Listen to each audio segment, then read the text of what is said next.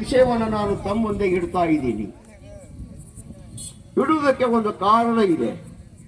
ನಾನು ಇತಿಹಾಸವನ್ನು ಹೇಳಕ್ಕೆ ಬರಬೇಕಾದ್ರೆ ಅನೇಕ ಜನ ನನ್ನನ್ನು ಕೇಳ್ತಾರೆ, ನೀವು ದುಡ್ಡು ಎಷ್ಟು ತಗೊಳ್ತೀರಿ, ಒಂದು ಕಾರ್ಯಕ್ರಮಕ್ಕೆ ನೀವು ಹಣ ಎಷ್ಟು ತಗೊಳ್ತೀರಿ ಅಂತ ನನಗೆ ಕೇಳ್ತಾರೆ.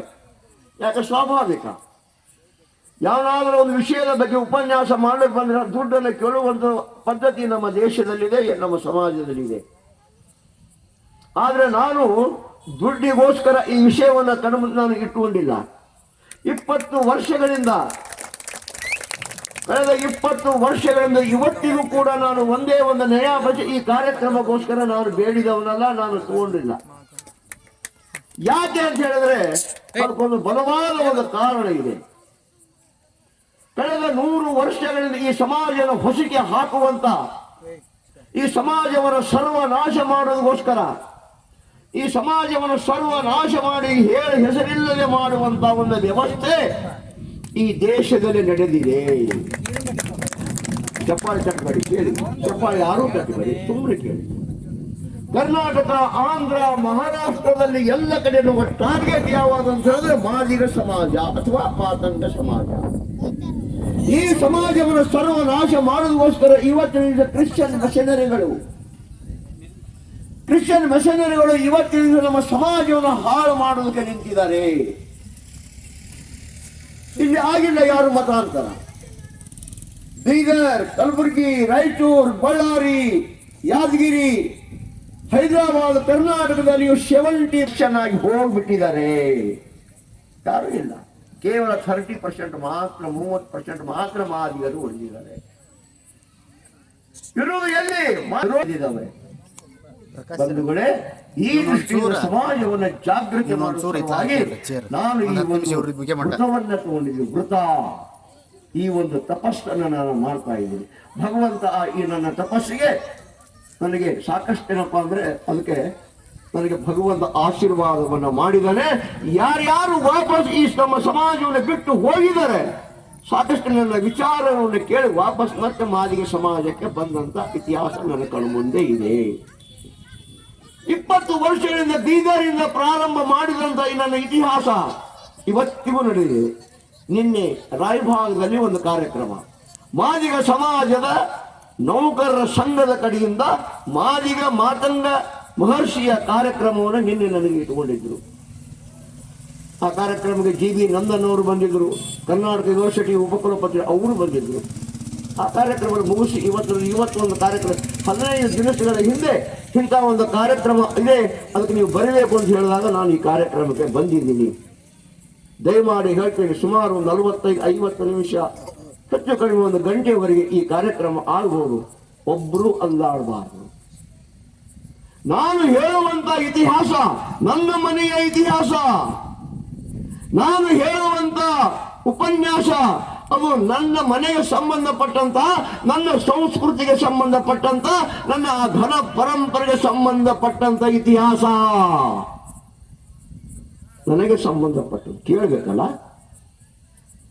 ನನಗೆ ಸಂಬಂಧಪಟ್ಟದ್ದು, ನನ್ನ ಮನೆಗೆ ಸಂಬಂಧಪಟ್ಟಂಥದ್ದು, ನನ್ನ ಮಹಾಪುರುಷರಿಗೆ ಸಂಬಂಧಪಟ್ಟಂತ ಇತಿಹಾಸ ಯಾಕೆ ನಾನು ಕೇಳಬಾರ್ದು? ಕೇಳಬೇಕು. ಸಿಗುವುದಿಲ್ಲ ನಿಮಗೆ, ಓದಬೇಕಂದ್ರೆ ಆ ಪುಸ್ತಕಗಳು ಸಿಗುವುದಿಲ್ಲ. ಆಂಧ್ರದಲ್ಲಿ, ಕರ್ನಾಟಕದಲ್ಲಿ, ಮಹಾರಾಷ್ಟ್ರದಲ್ಲಿ ಇರುವಂತ ಮಾದಿಗ ಸಮಾಜಕ್ಕೆ ಸಂಬಂಧಪಟ್ಟಂತ ಇತಿಹಾಸವನ್ನು ತಂದು ಅಧ್ಯಯನ ಮಾಡಿ ಸುಮಾರು, ಹಾಗೆ ನೋಡಿದ್ರೆ ಸುಮಾರು 2-2.5 ಗಂಟೆವರೆಗೆ ನಾನು ಉಪನ್ಯಾಸವನ್ನು ಮಾಡ್ತೀನಿ. ಇರಲಿ, ಸಂತರಿದ್ದಾರೆ, ಅವರು ಮಾತಾಡ್ತಾರೆ. ನಾನಿಷ್ಟು ಎಲ್ಲವನ್ನೂ ಹೇಳಕ್ಕಾಗಲ್ಲ. ಸ್ವಲ್ಪ ನಿಮ್ಗೇನಪ್ಪ ಕೆಲವು ಸಂಗತಿಗಳನ್ನು ನಿಮ್ಗೇನಪ್ಪ ಅಂದ್ರೆ ಅದನ್ನು ಗುರುತಿಸಿ ಹೇಳುವಂತ ಪ್ರಯತ್ನವನ್ನು ಈ ಸಂದರ್ಭದಲ್ಲಿ ನಾನು ಮಾಡ್ತೀನಿ. ಚಪ್ಪಳಿದಾರ್ರಿ ಬ್ಯಾರೆ ಬಂದ್ಬಿಟ್ಟು. ಬಂಧುಗಳೇ, ನಮಗೆ ಅನೇಕ ಹೆಸರುಗಳಿಂದ ಈ ಸಮಾಜಕ್ಕೆ ಕರೀತಾರೆ. ಮಾದಿಗ ಅಂತ ಕರೀತಾರೆ, ಮಾತಂಗ ಅಂತ ಕರೀತಾರೆ, ಆದಿ ಜಾಂಬುವಂತ ಜನಾಂಗ ಅಂತ ಕರೀತಾರೆ, ಮಾತಂಗ ಬ್ರಾಹ್ಮಣರು ಅಂತ ಕರೀತಾರೆ, ಆದಿ ಕರ್ನಾಟಕ ಅಂತ ಕರೀತಾರೆ, ಅರುಂಧತಿ ಮಕ್ಕಳಂತ ಕರೀತಾರೆ, ಮಾಂಗ ಅಂತ ಕರೀತಾರೆ. ಇನ್ನು ಅನೇಕ ಶಬ್ದಗಳಿಂದ ನಮ್ಮನ್ನ ಕರೀತಾರೆ. ಯಾವುದೇ ಶಬ್ದವನ್ನು ಕರೆಯುವಾಗ ಆ ಶಬ್ದದ ಹಿಂದೆ ಒಂದು ಇತಿಹಾಸ ಇದೆ, ಆ ಶಬ್ದದ ಹಿಂದೆ ಒಂದು ಸತ್ಯ ಅಡಗಿದೆ. ಮಾದಿಗ ಅಂತ ಕರಿತೀವಿ. ಮಾದಿಗ ಅಂದ್ರೆ ಏನು? ಮಹಾ ಆದಿಗ. ಮಹಾ ಆದಿಗ ಅಂದ್ರೆ ಮನುಕುಲದ ಮೊದಲನೆಯ ಮೂಲ ಪುರುಷ ಯಾರು ಅಂತ ಕೇಳಿದ ಅವನು ಮಾದಿಗ ಬರ್ತಾನೆ. ಎಲ್ಲಿಂದ ಶುರು ಆಗ್ತದೆ? ಮಾದರ ಅಂತ ಕರಿತೀವಿ. ಮಾದರ ಅಂದ್ರೆ ಏನು? ತಮಿಳುನಾಡಿನಲ್ಲಿ ಒಬ್ಬ ನಮ್ಮ ಸಮಾಜದ ಮಹಾನುಭಾವನಾಗಿ ಹೋದ ಮಾದಾರ ಚೆನ್ನಯ್ಯ, ಅವನ ಹೆಸರಿನಿಂದ ಮಾದರ ಅಂತ ಕರಿತೀವಿ. ಮಾತಂಗ ಬ್ರಾಹ್ಮಣರು ಅಂತ ಕರೀತಾರೆ ನಮಗೆ. ಮಾತಂಗ ಬ್ರಾಹ್ಮಣ ಅಂದ್ರೆ ಏನು?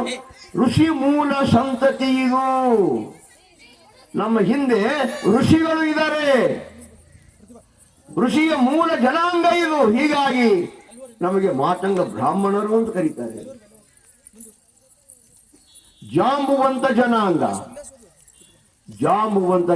ಅಂತ ಹೇಳಿದ್ರೆ ಜಂಬೂ ದ್ವೀಪದ ನಿರ್ಮಾಪಕ, ಜಂಬೂ ದ್ವೀಪದ ಸೃಷ್ಟಿಕರ್ತ ಅವತನೇ ಜಾಂಬುವಂತ. ಆ ಜಾಂಬುವಂತನ ಸಮಾಜ ಅಂತ ನಮಗೆ ಕರೀತಾರೆ. ಹೀಗೆ ಅನೇಕ ಹೆಸರುಗಳಿಂದ ನಮಗೆ ಕರೀತಾರೆ. ಇದು ಇರಲಿ. ಈ ಸಮಾಜ ಎಲ್ಲಿಂದ ಪ್ರಾರಂಭ ಆಯಿತು? ಅನೇಕ ಸಮಾಜಗಳು ಮಧ್ಯದಲ್ಲಿ ಸೃಷ್ಟಿಯಾಗುತ್ತೆ ಕೇಳ್ತೀವಿ. ಜೈನ ಸಮಾಜ, ಬೌದ್ಧ ಸಮಾಜ, ಸಿಖ್ ಸಮಾಜ, ಲಿಂಗಾಯತ ಸಮಾಜ. ಮಧ್ಯದಲ್ಲಿ ಯಾವನೊಬ್ಬ ಮಹಾಪುರುಷ ಒಂದು ಒಳ್ಳೆಯ ವಿಚಾರ ಕೊಡು ಸಮಾಜವನ್ನು ನಿರ್ಮಾಣ ಮಾಡುವ. ಹಾಗಾದ್ರೆ ಈ ಸಮಾಜದಲ್ಲಿ ತಯಾರು ಮಾಡಿದ ಯಾರ ಇದ್ದಾರ?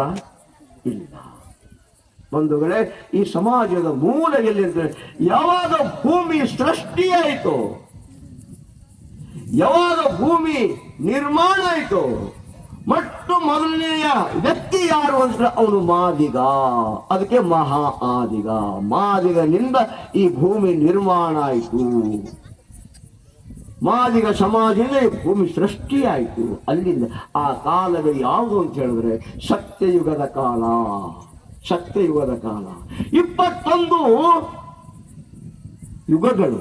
ಆ 21 ಯುಗಗಳಲ್ಲಿ ಮೊದಲನೇ ಯುಗನೇ ಅಳಂದರ ಯುಗ. ಆ ಅಳಂದರ ಯುಗದ ಜನಾಂಗ ದೇವತೆಗಳೇ ನಲಿದಾಡುವಂತ ಆ ಸಂದರ್ಭದಲ್ಲಿರುವಂತಹ ಜನಾಂಗ ಯಾವುದು ಅಂತ ಹೇಳಿದ್ರೆ ಅದು ಗರುಡ ಪುರಾಣ, ಶಿವ ಪುರಾಣ, ಅನೇಕ ಪುರಾಣಗಳಿದಾವೆ. ಮಾದಿಗ ಸಮಾಜಕ್ಕೂ ಒಂದು ಪುರಾಣ ಇದೆ. ಆ ಪುರಾಣದ ಯಾವುದು ಅಂತ ಜಂಬೂ ಪುರಾಣ. ಆ ಜಂಬೂ ಪುರಾಣದ ಎಲ್ಲವೂ ಅಡಗಿದೆ. ಜಂಬೂ ಪುರಾಣ ಏನು ಹೇಳ್ತದೆ? ಇವತ್ತಿಗೂ ಆ ಪುಸ್ತಕ ಇದೆ, ಜಾಂಬು ಅಂತ ನಿರ್ಮಾಣದ ಜಂಬೂ ಪುರಾಣ. ಭೂಮಿ ಪೂರ್ತಿ ನೀರಿನಿಂದ ಕೂಡಿತ್ತು. ತಾವರೆ ಎಲೆಯ ಮೇಲೆ ಒಬ್ಬ ಪದ್ಮಾಸನ ಅಥವಾ ವ್ಯಕ್ತಿಯ ಉದ್ಭವ ಆಯಿತು. ಆ ವ್ಯಕ್ತಿಯ ಜಾಂಬವಂತ ಮುನಿ. ಶಂಖದಿಂದ ಆತ ಉದ್ಭವ ಆದ. ಜಾಂಬವಂತ ಮುನಿ ಉದ್ಭವ ಆದ 6 ಘಳಿಗೆಯ ನಂತರ ಅದೇ ಶಂಖದಿಂದ ಒಂದು ಸ್ತ್ರೀ ಉದ್ಭವ ಆದಳು. ನಮ್ಮ ಪುರಾಣ ಇದು, ನಮ್ಮ ಪುರಾಣ. ಇಬ್ಬರು ಅನುರಾಗ ಪ್ರಾರಂಭ ಆಯಿತು. ಆ ಕೂಡುವಂತ ಸಂದರ್ಭದಲ್ಲಿ ಮುನಿಗಳು ಹೇಳ್ತಾರೆ, ನಾವು ಈ ಇದರಲ್ಲಿ ಕೂಡುವುದು ಬೇಡ, ಮನುಷ್ಯ ರೂಪದಲ್ಲಿ ನಾವು ಕೂಡುವುದು ಬೇಡ, ನಾವು ಪಕ್ಷಿಯ ರೂಪದಲ್ಲಿ ಕೂಡೋಣ. ಆ ಪಕ್ಷಿಯ ನವಿಲು ಪಕ್ಷಿ, ಹೆಣ್ಣು ಗಂಡು ಪಕ್ಷಿಗಳಾದವು. ಪುರಾಣದಲ್ಲಿದೆ. 4 ತತ್ತಿಗಳನ್ನು ಇಟ್ಟರು. ಆ 4 ತತ್ತಿಗಳು ಎಷ್ಟೇ ಕಾವು ಕೊಟ್ಟರು ಮರಿ ಆಗಲಿಲ್ಲ. ಮತ್ತೆ ವಾಪಸ್ ಮನುಷ್ಯ ಜನ್ಮಕ್ಕೆ ತಿರುಗಿದರು. ಆಗ ಶಕ್ತಿ ದೇವತೆ ಕೇಳ್ತಾರೆ, ಯಾಕೆ ತತ್ತಿ ಹೊಡಿಲಿಲ್ಲ, ಮರಿ ಹೊರಗೆ ಬರಲಿಲ್ಲ ಅಂತ ಕೇಳಿದಾಗ ಮುನಿಗಳು ಹೇಳ್ತಾರೆ, ಜಾಂಬುವಂತ ಮುನಿ ಹೇಳ್ತಾರೆ, ಏನು ಹೇಳ್ತಾರೆ? ಇದರಿಂದ ದೊಡ್ಡ ಒಂದು ಶಕ್ತಿ ಇದೆ, ಇದರಲ್ಲಿ ಅಡಗಿದೆ. ಒಂದು ತತ್ತಿಯನ್ನು ಹೊಡಿತಾರೆ. ಆ ಒಂದು ತತ್ತಿಯನ್ನು ಹೊಡೆದು ಭೂಮಿಯನ್ನು ಸೃಷ್ಟಿ ಮಾಡ್ತಾರೆ. ಒಂದು ತತ್ತಿ ನಕ್ಷತ್ರ ಲೋಕವನ್ನು ನಿರ್ಮಾಣ ಮಾಡ್ತಾರೆ. ಒಂದು ತಕ್ಕೆಯನ್ನು ಹೊಡೆದು ಸೂರ್ಯ ಚಂದ್ರ ನಿರ್ಮಾಣ ಮಾಡ್ತಾರೆ. ಒಂದು ತಕ್ಕೆಯನ್ನು ಹಿಡಿದು ಸ್ವರ್ಗ ಲೋಕವನ್ನು ನಿರ್ಮಾಣ ಮಾಡಿ ಬ್ರಹ್ಮ ವಿಷ್ಣು ಮಹೇಶ್ವರನ ಸೃಷ್ಟಿ ಮಾಡ್ತಾರೆ. ಇದು ನಮ್ಮ ಪುರಾಣ. ಅನೇಕ ಪುರಾಣಗಳು ಬೇರೆ ಬೇರೆ ಬೇರೆ ರೀತಿಯಲ್ಲಿ ಇದ್ದಾವೆ. ಭೂಮಿ ಸೃಷ್ಟಿ ಬಗ್ಗೆ ಬೇರೆ ಬೇರೆ ರೀತಿ. ಆದರೆ ಜಾಂಬು ಪುರಾಣದಲ್ಲಿ ಇವತ್ತು ಅಂದ್ರೆ ಇದು ನನಗೆ ಸಂಬಂಧಪಟ್ಟ ಪುರಾಣ, ನಾನು ನಂಬಿದ ಪುರಾಣ, ಆ ಸತ್ಯವನ್ನು ನಾನು ಅರ್ಕೊಂಡಂತ ಪುರಾಣ. ಅದು ಜಂಬು ಪುರಾಣ, ಅದು ನನ್ನ ಮನೆಯ ಪುರಾಣ. ಇಷ್ಟೆಲ್ಲವನ್ನು ತಯಾರು ಮಾಡಿದ ನಂತರ ಇಷ್ಟೆಲ್ಲವೂ ಸೃಷ್ಟಿಯಾಯಿತು. ಅದಕ್ಕೆ ಹೇಳ್ತಾರೆ, ಈ ಭೂಮಿ 9 ಖಂಡಗಳಾಗಿ ನಿರ್ಮಾಣ ಮಾಡಿದ. ನನ್ನ ದೇಶಕ್ಕೆ ಭಾರತ, ಹಿಂದೂಸ್ತಾನ, ಇಂಡಿಯಾ, ಅನೇಕ ಹೆಸರುಗಳಿಂದ ನಾವು ಕರಿತೀವಿ. ಇದಕ್ಕಿಂತ ಮುಂಚೆ ಈ ದೇಶಕ್ಕೆ ಒಂದು ಹೆಸರಿತ್ತು. ಆ ಹೆಸರು ಯಾವುದು ಅಂತ ಹೇಳಿದ್ರೆ ಅದುವೇ ಜಂಬೂ ದ್ವೀಪ. ಭರತ ವರ್ಷ ನವಖಂಡೆ ಜಂಬೂ ದ್ವೀಪೆ.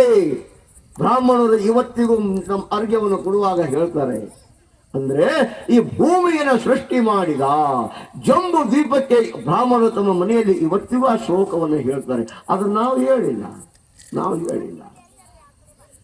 ಹೀಗೆ ಜಂಬೂ ಪುರಾಣದ ವಾರಸುದಾರರು ಯಾರು ಅಂತ ಹೇಳಿದ್ರೆ ಮಾದಿಗರು.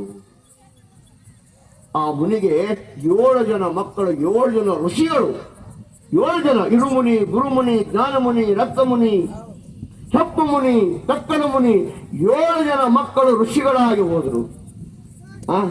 ಇದರಲ್ಲಿ ಸ್ವಲ್ಪ ಹೇಗೆ ನಾವು ಇದನ್ನ ನೋಡ್ತೀವಿ ಅಂತ ಹೇಳಿದ್ರೆ, ಈ ಕಡೆ ಬ್ರಹ್ಮ, ವಿಷ್ಣು, ಮಹೇಶ್ವರ ಬೆಳೆದು ದೊಡ್ಡವರಾಗ್ತಿರ್ತಾರೆ. ಆಗುವಾಗ ಶಕ್ತಿ ದೇವತೆ ಏನು ಹೇಳ್ತಾಳೆ ಅಂತ ಹೇಳಿದ್ರೆ, ನೀನು ನನ್ನ ಮದುವೆಯಾಗು. ಬ್ರಹ್ಮ ಒಲ್ಲಂತಾನೆ, ವಿಷ್ಣು ಒಲ್ಲಂತಾನೆ, ಪರಮೇಶ್ವರನು ಒಲ್ಲಂತಾನೆ. ಆಗ ಒಂದು ಮಾತನ್ನ ಹೇಳ್ತಾಳೆ. ಯಾರಂತ ಹೇಳಿದ್ರೆ ಶಕ್ತಿ ದೇವತೆ ಏನು ಹೇಳ್ತಾಳೆ, ಆ ಶಕ್ತಿ ಕನ್ಯಾ ಏನು ಹೇಳ್ತಾಳೆ ಅಂದ್ರೆ, ಒಂದು ವೇಳೆ ನೀನು ಪರಮೇಶ್ವರ ನೀನು ನನಗೆ ಮದುವೆ ಆಗದೆ ಹೋದರೆ ನನ್ನ ಕೈಯಲ್ಲಿ ಉರಿ ಹಸ್ತ ಇದೆ, ಹಣೆಯಲ್ಲಿ ಉರಿ ಗಣ್ಣ ಇದೆ, ಇದನ್ನು ತೆರದಲ್ಲಿ ಸುಟ್ಟು ಭಸ್ಮನಾಗ್ತಿ. ಈ ವಿಷಯವನ್ನು ಜಾಂಬುವಂತ ಮುನಿಗಳಿಗೆ ಹೇಳಿದಾಗ ಜಾಂಬುವಂತ ಮುನಿಗಳು ಒಂದು ಮಾತನ್ನ ಹೇಳ್ತಾರೆ, ನಿನ್ನ ಕೈಯಲ್ಲಿರುವಂತ ಉರಿ ಹಸ್ತವನ್ನು ಕೊಡು, ಉರಿ ಗಣ್ಣನ್ನು ಕೊಡು, ಆಗ ನಿನ್ನ ಮದುವೆ ಆಗ್ತೀನಿ ಹೋಗಿ ಹೇಳು ಶಕ್ತಿ ದೇವತೆಗೆ. ಅದರಂತೆ 2 ತೋರ್ತಾನೆ. ಆ ಸಂತೋಷದ ಭರದಲ್ಲಿ ಉರಿಗಣ್ಣನ್ನು ಕೊಡ್ತಾಳೆ, ಆಮೇಲೆ ಆ 3ನೇ ಕಣ್ಣನ್ನು ಕೊಡ್ತಾಳೆ. ಕೊಟ್ಟಾಗ ಜಾಂಬುವಂತ ಮುನಿಗಳು ಒಂದು ಕ್ಷಣ ತಡಿ, ಆ ಶಕ್ತಿ ದೇವತೆ ಎದುರುಗಡೆ ಹೋಗಿ ನೀನು ಆ ಉರಿಗಣ್ಣನ ತೆರಿ, ಉರಿ ಹಸ್ತವನ್ನು ತೆರಿ. 2 ತೆರೆದಾಗ, 2 ಶಿವ ತೆರೆದಾಗ ಸುಟ್ಟು ಭಸ್ಮ ಬೂದಿಯಾಗಿ ಕೆಳಗಡೆ ಬೀಳ್ತಾಳೆ. ಆಗ ಜಾಂಬುವಂತ ಮುನಿಗಳು ಆ ಸುಟ್ಟ ಬೂದಿಯಲ್ಲಿ 4 ಗುಡ್ಡೆಗಳನ್ನಾಗಿ ಮಾಡಿ 4 ಸ್ತ್ರೀ ಶಕ್ತಿಯನ್ನು ನಿರ್ಮಾಣ ಮಾಡಿದ್ದು ಜಾಂಬುವಂತ ಮುನಿಗಳು. ಅರ್ಥಾತ್ ನನ್ನ ಸಮಾಜದ ಮಹಾಪುರುಷ. ಒಂದು ಬೂದಿಯ ಗುಡ್ಡಲ್ಲಿ ಲಕ್ಷ್ಮಿ, ಇನ್ನೊಂದು ಗುಡ್ಡಲ್ಲಿ ಪಾರ್ವತಿ, ಇನ್ನೊಂದು ಗುಡ್ಡಲ್ಲಿ ಸರಸ್ವತಿ, ಕೊನೆಯ ಇನ್ನೊಂದು ಆ ಬೂದಿಯ ಗುಡ್ಡಿಯಲ್ಲಿ ಒಬ್ಬಳು ಉದ್ಭವ ಆಗ್ತಾಳೆ. ಅವಳೇ ರೇಣುಕಾದೇವಿ, ಅವಳೇ ಎಲ್ಲಮ್ಮ. 3 ಜನರ ಮದುವೆ. ಎಲ್ಲಮ್ಮನ ಭೂಲೋಕಕ್ಕೆ ಹೋಗು, ಎಲ್ಲರನ್ನೂ ನೀನು ಸಂತೈಸು, ಕಷ್ಟ ಸುಖಗಳಲ್ಲಿ ನೀನು ಭಾಗಿಯಾಗು. ಮದುವೆ ಆಯಿತು.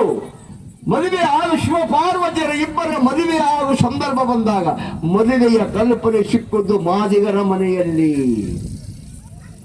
ಜನಗಳಂತೆ ಈ ಸಮಾಜವನ್ನು ಬಿಡಲಿಲ್ಲ. ಆ ಶ್ರೇಷ್ಠವಾದ ಸಂಗತಿಯನ್ನು ಮೊಟ್ಟ ಮೊದಲು ಕೊಟ್ಟವರು ಯಾರಂತ ಹೇಳಿದ್ರೆ ಜಾಂಬುವಂತ ಮುನಿಗಳು.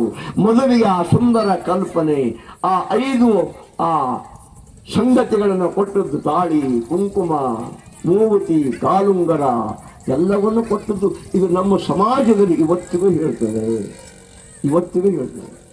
ಶಿವ ಪಾರ್ವತಿಯರ ಮದುವೆ ಆಗುವಂತ ಸಂದರ್ಭ ಬಂದಾಗ ಏನು ವಿಶ್ವ ಬ್ರಹ್ಮನನ್ನ ಕರೆದು ಹೇಳ್ತಾನೆ, ಏನು ಶಿವ ಪಾರ್ವತಿಯರ ಮದುವೆಯಾಗಬೇಕು, ಅದು ಸ್ವರ್ಗಲೋಕದಲ್ಲಿ. ಎಲ್ಲವನ್ನೂ ಹೇಳ್ತಾನೆ. ತಾಳಿ ಅದಕ್ಕೊಂದು ಗಿಡವನ್ನು ಕೊಡ್ತಾನೆ. ಈ ಆಕಾರದಲ್ಲಿ ತಾಳಿ ಇರಲಿ, ಈ ಆಕಾರದಲ್ಲಿ ಕುಂಕುಮ ಇರಲಿ, ಈ ಆಕಾರದಲ್ಲಿ ಬೆಳೆ ಇರಲಿ, ಎಲ್ಲವನ್ನೂ ಕೊಡ್ತಾನೆ. ಆದ್ರೆ ಮಾಡಲಿಕ್ಕೆ ನನಗೆ ಸಲಕರಣೆಗಳ ಇಲ್ಲ. ಮುನಿಗಳು ಹೇಳ್ತಾರೆ, ನನಗೆ 7 ಜನ ಮಕ್ಕಳು, ಆ 7 ಜನ ಮಕ್ಕಳಿಗೆ ಒಂದು ಮಗುವನ್ನ ಕೊಡ್ತೀನಿ, ಅವನನ್ನ ಬಲಿದಾನ ಮಾಡಿ ಅವನ ಗುಂಡಿಗೆಯನ್ನು, ಅವನ ತಲೆಯನ್ನ ಕಬ್ಬಿಣದ ಗುಂಡಿಗೆಯನ್ನು ಮಾಡು, ಆತನ ಕೈಯಿಂದ ಸುತ್ತಿಗೆಯನ್ನು ಮಾಡು, ಏನೇನು ಮಾಡ್ಕೊಡ್ತೀವಿ ಮಾಡ್ಕೊಳ್ಳು, ಎಲ್ಲ ಅವಯವಗಳನ್ನು ತಗೊಂಡು ನೀನು ಬೇಕಾದ ಮಾಡ್ಕೊಳ್ಳು. ಮಗುವಿನ ಬಲಿದಾನ ಆಗ್ತದೆ. ಜಾಂಬುವಂತ ಮುನಿಯ ಬಲಿದಾನ ಅಂತ ಮಗುವಿನ ಬಲಿದಾನ ಆಗ್ತದೆ. ಶಿವ ಪಾರ್ವತಿಯರ ಮದುವೆ ಆಗ್ತದೆ. ಶಿವ ಪಾರ್ವತಿಯರ ಮೊಟ್ಟ ಮೊದಲನೆಯ ಮದುವೆ ಸ್ವರ್ಗಲೋಕದಲ್ಲಿ ಮೊದಲನೆಯ ಮದುವೆ. ಆ ಮದುವೆ ಆದ ನಂತರ ತೊಗಲಿನ ಭಾಗವನ್ನು ಎಲ್ಲೋ ಒಂದು ಕಡೆ ಬಿಸಾಡ್ತಾರೆ. ಆ ಬಿಸಾಡಿದ ಆ ತೊಗಲು ಶಿವ ಶಿವ ಶಿವ ಅಂತ ನುಡಿತಾಗಿತ್ತು. ಮದುವೆ ಆದ ನಂತರ ವಾಕಿಂಗ್ ಹೊರಟರು. ಶಿವ ಪಾರ್ವತಿ ವಾಕಿಂಗ್ ಹೊರಟ. ಹೇಳ್ತಾಳೆ ಪಾರ್ವತಿ, ಏನು ನಮ್ಮ ಮದುವೆಯಾಗಿ ಬಲಿದಾನವಾದಂತ ಮಗುವಿನ ಈ ಹೆಣ್ಣಿನ ಹಬ್ಬವನ್ನು ಜೀವಂತ ಮಾಡು, ಜೀವದಾನವನ್ನು ಮಾಡು. ಎಷ್ಟು ಸುಂದರ ಇದೆಯಲ್ರಿ ನನ್ನ ಮನೆಯ ಇತಿಹಾಸ, ನನ್ನ ಮನೆಯ ಪುರಾಣ. ಎಷ್ಟು ಚೆನ್ನಾಗಿದೆಯಲ್ಲ ನನ್ನ ಮನೆ. ಯಾರು ಇದೆಲ್ಲ ಹೇಳಿದವರು ಯಾರೂ ಇಲ್ಲ. ಹೊರಟಿದ್ದೀವಿ, ಹೀಗೇ ಹೊರಟಿದ್ದೀವಿ. ಸತ್ಯ ಯುಗದ ಕಾಲದ ನನ್ನ ಆ ಗತ ವೈಭವದ ಇತಿಹಾಸದ ಸುಂದರ ಕಣ್ಮುಂದೆ ತಗೊಂಡಾಗ ನಾನೆಷ್ಟು ದೊಡ್ಡವನಲ್ಲ.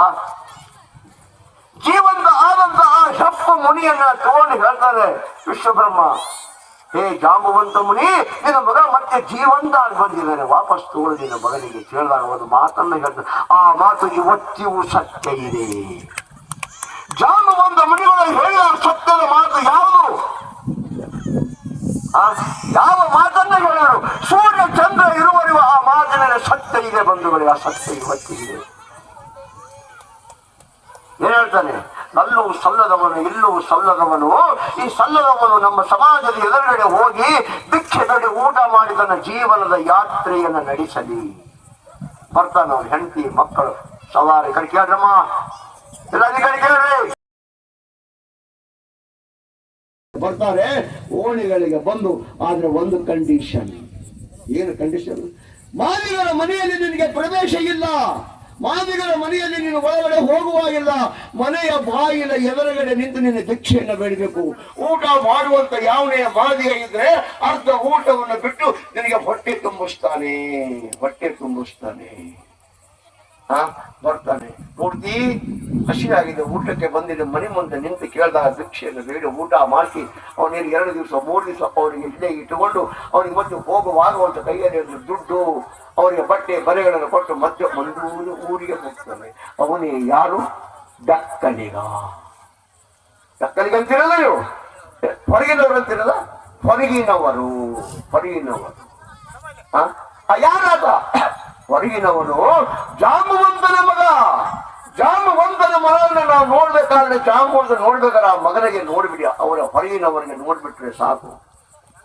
ಅವನು ಸತ್ತರೆ ಅವನು ದೇವಲೋಕದ ಮಾನವ. ಒಂದು ಕಾಲದಲ್ಲಿ ಸಾವಿರಾರು ವರ್ಷಗಳ ಹಿಂದೆ ಅಕಸ್ಮಾತ್ ಅವನು ಏನಾದ್ರೂ ನಮ್ಮೂರಲ್ಲಿ ಬಂದು ಸತ್ತರೆ ಎಲ್ಲೋ ಸ್ಮಶಾನದಲ್ಲಿ ಒಯ್ದು ಅವನು ಅಂತ್ಯ ಸಂಸ್ಕಾರ ಮಾಡುವುದಿಲ್ಲ. ಆಗ ಆತನ ಅಂತ್ಯ ಸಂಸ್ಕಾರ ಎಲ್ಲೋ ಮಠಗಳ ಮುಂದೆ, ಎಲ್ಲೋ ದೇವಸ್ಥಾನದ ಮುಂದೆ, ಊರಿನ ಮಠ, ಊರಿನ ದೇವಸ್ಥಾನಗಳ ಮುಂದೆ ಆತನ ಅಂತ್ಯ ಸಂಸ್ಕಾರ ಆಗ್ತಿತ್ತು. ಯಾಕೆ? ಇವ ದೇವಲೋಕದ ಮನುಷ್ಯ. ಇದು ಸತ್ಯ ಯುಗದ ಕಾಲದ ಕಥೆ. ನಮ್ಮ ಸಮಾಜ ಇವತ್ತಿಗೂ ಹೇಳ್ತದೆ. ಇವತ್ತಿಗೂ ಆ ಜಾಂಬು ಪುರಾಣದಲ್ಲಿ ಆ ಸತ್ಯ ಅಡಗಿದೆ ಬಂಧುಗಳೇ, ಪುಸ್ತಕದಲ್ಲಿ ಅಡಗಿದೆ. ಈ ವಿಷಯವನ್ನು ಮುಂದಿಟ್ಟಿದ್ದೀನಿ. ಇದು 1ನೆಯ ಭಾಗ. ಸತ್ಯ ಯುಗದ ಕಥೆಯ ನಿಮ್ಮ ಮುಂದೆ ಇಟ್ಟೆ. ಆ ಮದುವೆಯ ಕಲ್ಪನೆ ನಿಮ್ಮ ಮುಂದೆ ಇಟ್ಟೆ. ಇವತ್ತಿಗೂ ನಮ್ಮ ಮನೆಗಳಲ್ಲಿ ಮದುವೆಯನ್ನು ಮಾಡಬೇಕಾದ್ರೆ ಯಾವುದೇ ಸಮಾಜ ಇರಲಿ, ಮದುವೆಯನ್ನು ಮಾಡಿ ದಕ್ಷಿಣ ಕಟ್ಟುಗಳ ದೈವದ ಅಕ್ಷತ ಹಾಕ್ತೀವಿ. ಮನೆಯ ಒಳಗಡೆ ಜಗಲಿನೋ ಎಲ್ಲ ಊರಿನ ಗುಡಿಯ ಗರ್ಭ ಗುಡಿಯ ಮುಂದೆನೋ ಅಲ್ಲಿ ದೈವದ ಅಕ್ಷತ. ತಾಳಿಯನ್ನು ಕಟ್ಟುವಾಗ ಪತಿಗೆ ತಾಳಿಯನ್ನು ಕಟ್ಟುವಾಗ ತಕ್ಷಣ ಕಟ್ಟುವುದಿಲ್ಲ. ಅಲ್ಲಿ ಪುರೋಹಿತ ಹೇಳ್ತಾನೆ, ಈ ತಾಳಿಯನ್ನು ತಗೊಂಡು ಎಲ್ಲ ಕಡೆ ಹೋಗು.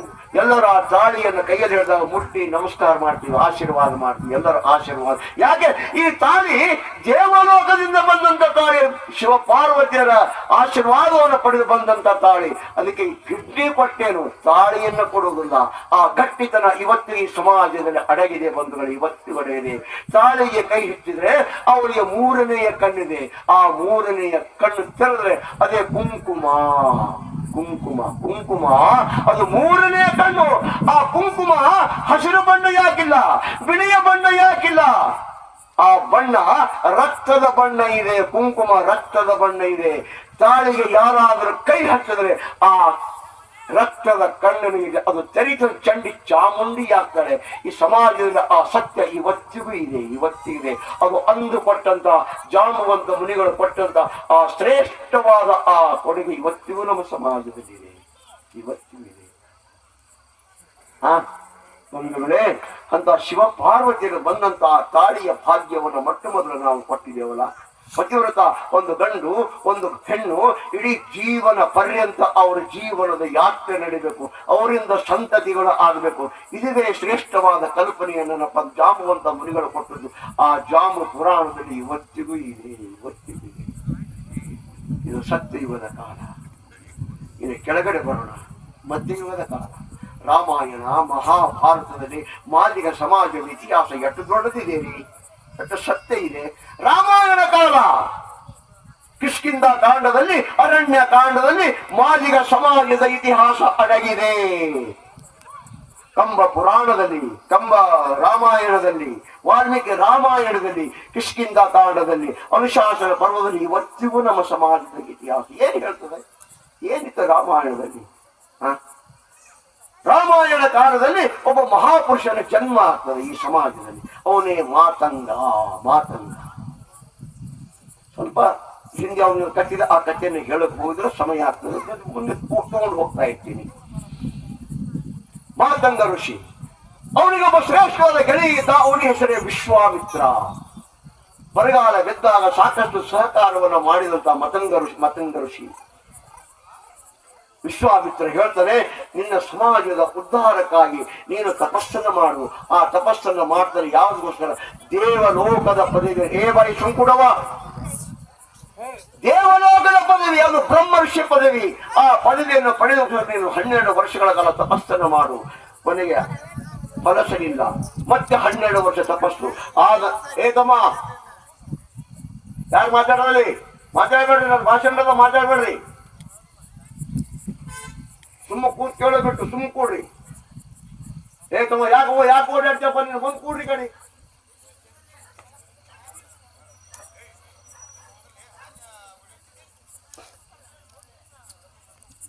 ರಾಮಾಯಣದ ಕಾಲದಲ್ಲಿ ಆ ಸಂದರ್ಭ ಬಂದಾಗ ಮತಂಗ ಋಷಿಗಳು ತಪಸ್ಸನ್ನು ಮಾಡ್ತಾರೆ. 24 ವರ್ಷ ತಪಸ್ಸನ್ನು ಮಾಡಿದ ನಂತರ ಫಲಿಸ್ತದೆ. ಆ ಬ್ರಹ್ಮರ್ಷಿ ಪದವಿಯನ್ನು ತಗೊಂಡು ಭೂಲೋಕಕ್ಕೆ ಬರ್ತಾನೆ.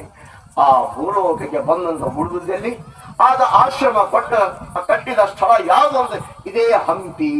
ಇದೇ ಹಂಪಿ. ಹಂಪಿಯ ಋಷ್ಯಮುಖ ಪರ್ವತದ ಎದುರುಗಡೆ, ಪರ್ವತ ಪಕ್ಕದಲ್ಲಿ ಒಂದು ದೊಡ್ಡದಾಗಿದ್ದ ಪರ್ವತ ಇದೆ. ಆ ಪರ್ವತಕ್ಕೆ ಇವತ್ತಿಗೂ ಸರ್ಕಾರ ಅದಕ್ಕೊಂದು ಬೋರ್ಡ್ ಬರೆದಿದ್ದಾರೆ. ಈ ಪರ್ವತ ಯಾರ ಪರ್ವತ? ಇದು ಮತಂಗ ಪರ್ವತ. ಪ್ರಾಚ್ಯ ವಸ್ತು ಇಲಾಖೆಯವರು ಇವತ್ತಿಗೂ ಬರೆದಿದ್ದಾರೆ ಮತಂಗ ಪರ್ವತ. ಆ ಮತಂಗ ಪರ್ವತದ ವಾರಸುದಾರರು ಯಾರು? ಮಾದಿಗ ಸಮಾಜದವರು. ಮಾದಿಗ ಸಮಾಜದವರು ಬಂದಿದ್ದಾರೆ. ಕಳೆದ 15 ವರ್ಷಗಳ ಹಿಂದೆ ಈ ಸಮಾಜಕ್ಕೆ ಈ ಪರ್ವತದ ಕೊಡುಗೆಯನ್ನು ನಾವು ಕೊಡಬೇಕು. ಈ ಪರ್ವತದ ಮಹತ್ವವನ್ನು ತಿಳಿಸಬೇಕು. ಈ ಮತಂಗ ಋಷಿಯ ಮಹತ್ವವನ್ನು ತಿಳಿಸಬೇಕಂತ 15 ವರ್ಷಗಳ ಹಿಂದೆ ನಾನು ಸುಂದರವಾದ ವಿಚಾರವನ್ನು ಇಟ್ಟುಕೊಂಡು ಮೊಟ್ಟ ಮೊದಲು ಭರತ ಹುಣ್ಣಿಮೆಯ ಸಂದರ್ಭದಲ್ಲಿ ಮತಂಗ ಜಯಂತಿ ಕಾರ್ಯಕ್ರಮವನ್ನು ಮೊಟ್ಟ ಮೊದಲು ಹುಟ್ಟು ಹಾಕಿದವನೇ ನಾನು. ಇವತ್ತಿಗೂ ಪ್ರತಿ ವರ್ಷ ಮತಂಗ ಜಯಂತಿ ನಡೀತಾ ಇದೆ. ಸಾವಿರಾರು ಮಾದಿಗ ಸಮಾಜದ ಜನ ಬಂದು ಆ ಕಾರ್ಯಕ್ರಮದಲ್ಲಿ ಭಾಗವಹಿಸ್ತಾರೆ. ಅದು ಇವತ್ತು ಆ ಪ್ರಕ್ರಿಯೆ ಪ್ರಾರಂಭ ಆಗಿದೆ. ಮತಂಗ ಪರ್ವತದ ಕಥೆಯೇನು? ಏನು ಹೇಳ್ತದೆ ಮತಂಗ ಪರ್ವತ? ಮಾತಂಗ ಋಷಿಗಳು ತಪಸ್ಸನ್ನು ಮಾಡಿ ಬಂದ ನಂತರ ಏನೇನು ಚಮತ್ಕಾರ. ಸಂಗೀತದ ಜ್ಞಾನ ಈ ಸಮಾಜಕ್ಕೆ ಇರಲಿಲ್ಲ. ಮೊಟ್ಟ ಮೊದಲು ಸಂಗೀತದ ಜ್ಞಾನವನ್ನು ಕೊಟ್ಟವನು, ಸಂಗೀತದ ಕಲ್ಪನೆಯನ್ನು ಕೊಟ್ಟವನು ಆತ ಯಾರು ಅಂತ ಹೇಳಿದ್ರೆ ಮತಂಗ ಋಷಿ. ಮತಂಗ ಋಷಿ ಅದಕ್ಕೆ ಹೇಳ್ತಾರೆ ಅವನಿಗೆ ಸಂಗೀತ ಪಿತಾಮಹ. ಸಂಗೀತ ಪಿತಾಮಹ. ಯಾವುದೋ ಹಕ್ಕಿಯಿಂದ, ಯಾವುದೋ ಕುದುರೆಯಿಂದ, ಯಾವುದೋ ಎತ್ತಿನಿಂದ, ಇನ್ಯಾವುದೋ ಪಕ್ಷಿಯಿಂದ ಎಲ್ಲ ಸ್ವರಗಳನ್ನು ತಗೊಂಡು ಸಪ್ತ ಸ್ವರಗಳನ್ನು ನಿರ್ಮಾಣ ಮಾಡಿದ ಮಹಾಪುರುಷ, ಮಹಾನ್ ಋಷಿ ಮತಂಗ ಋಷಿ. ಸಂಗೀತ ಪಿತಾಮಹ.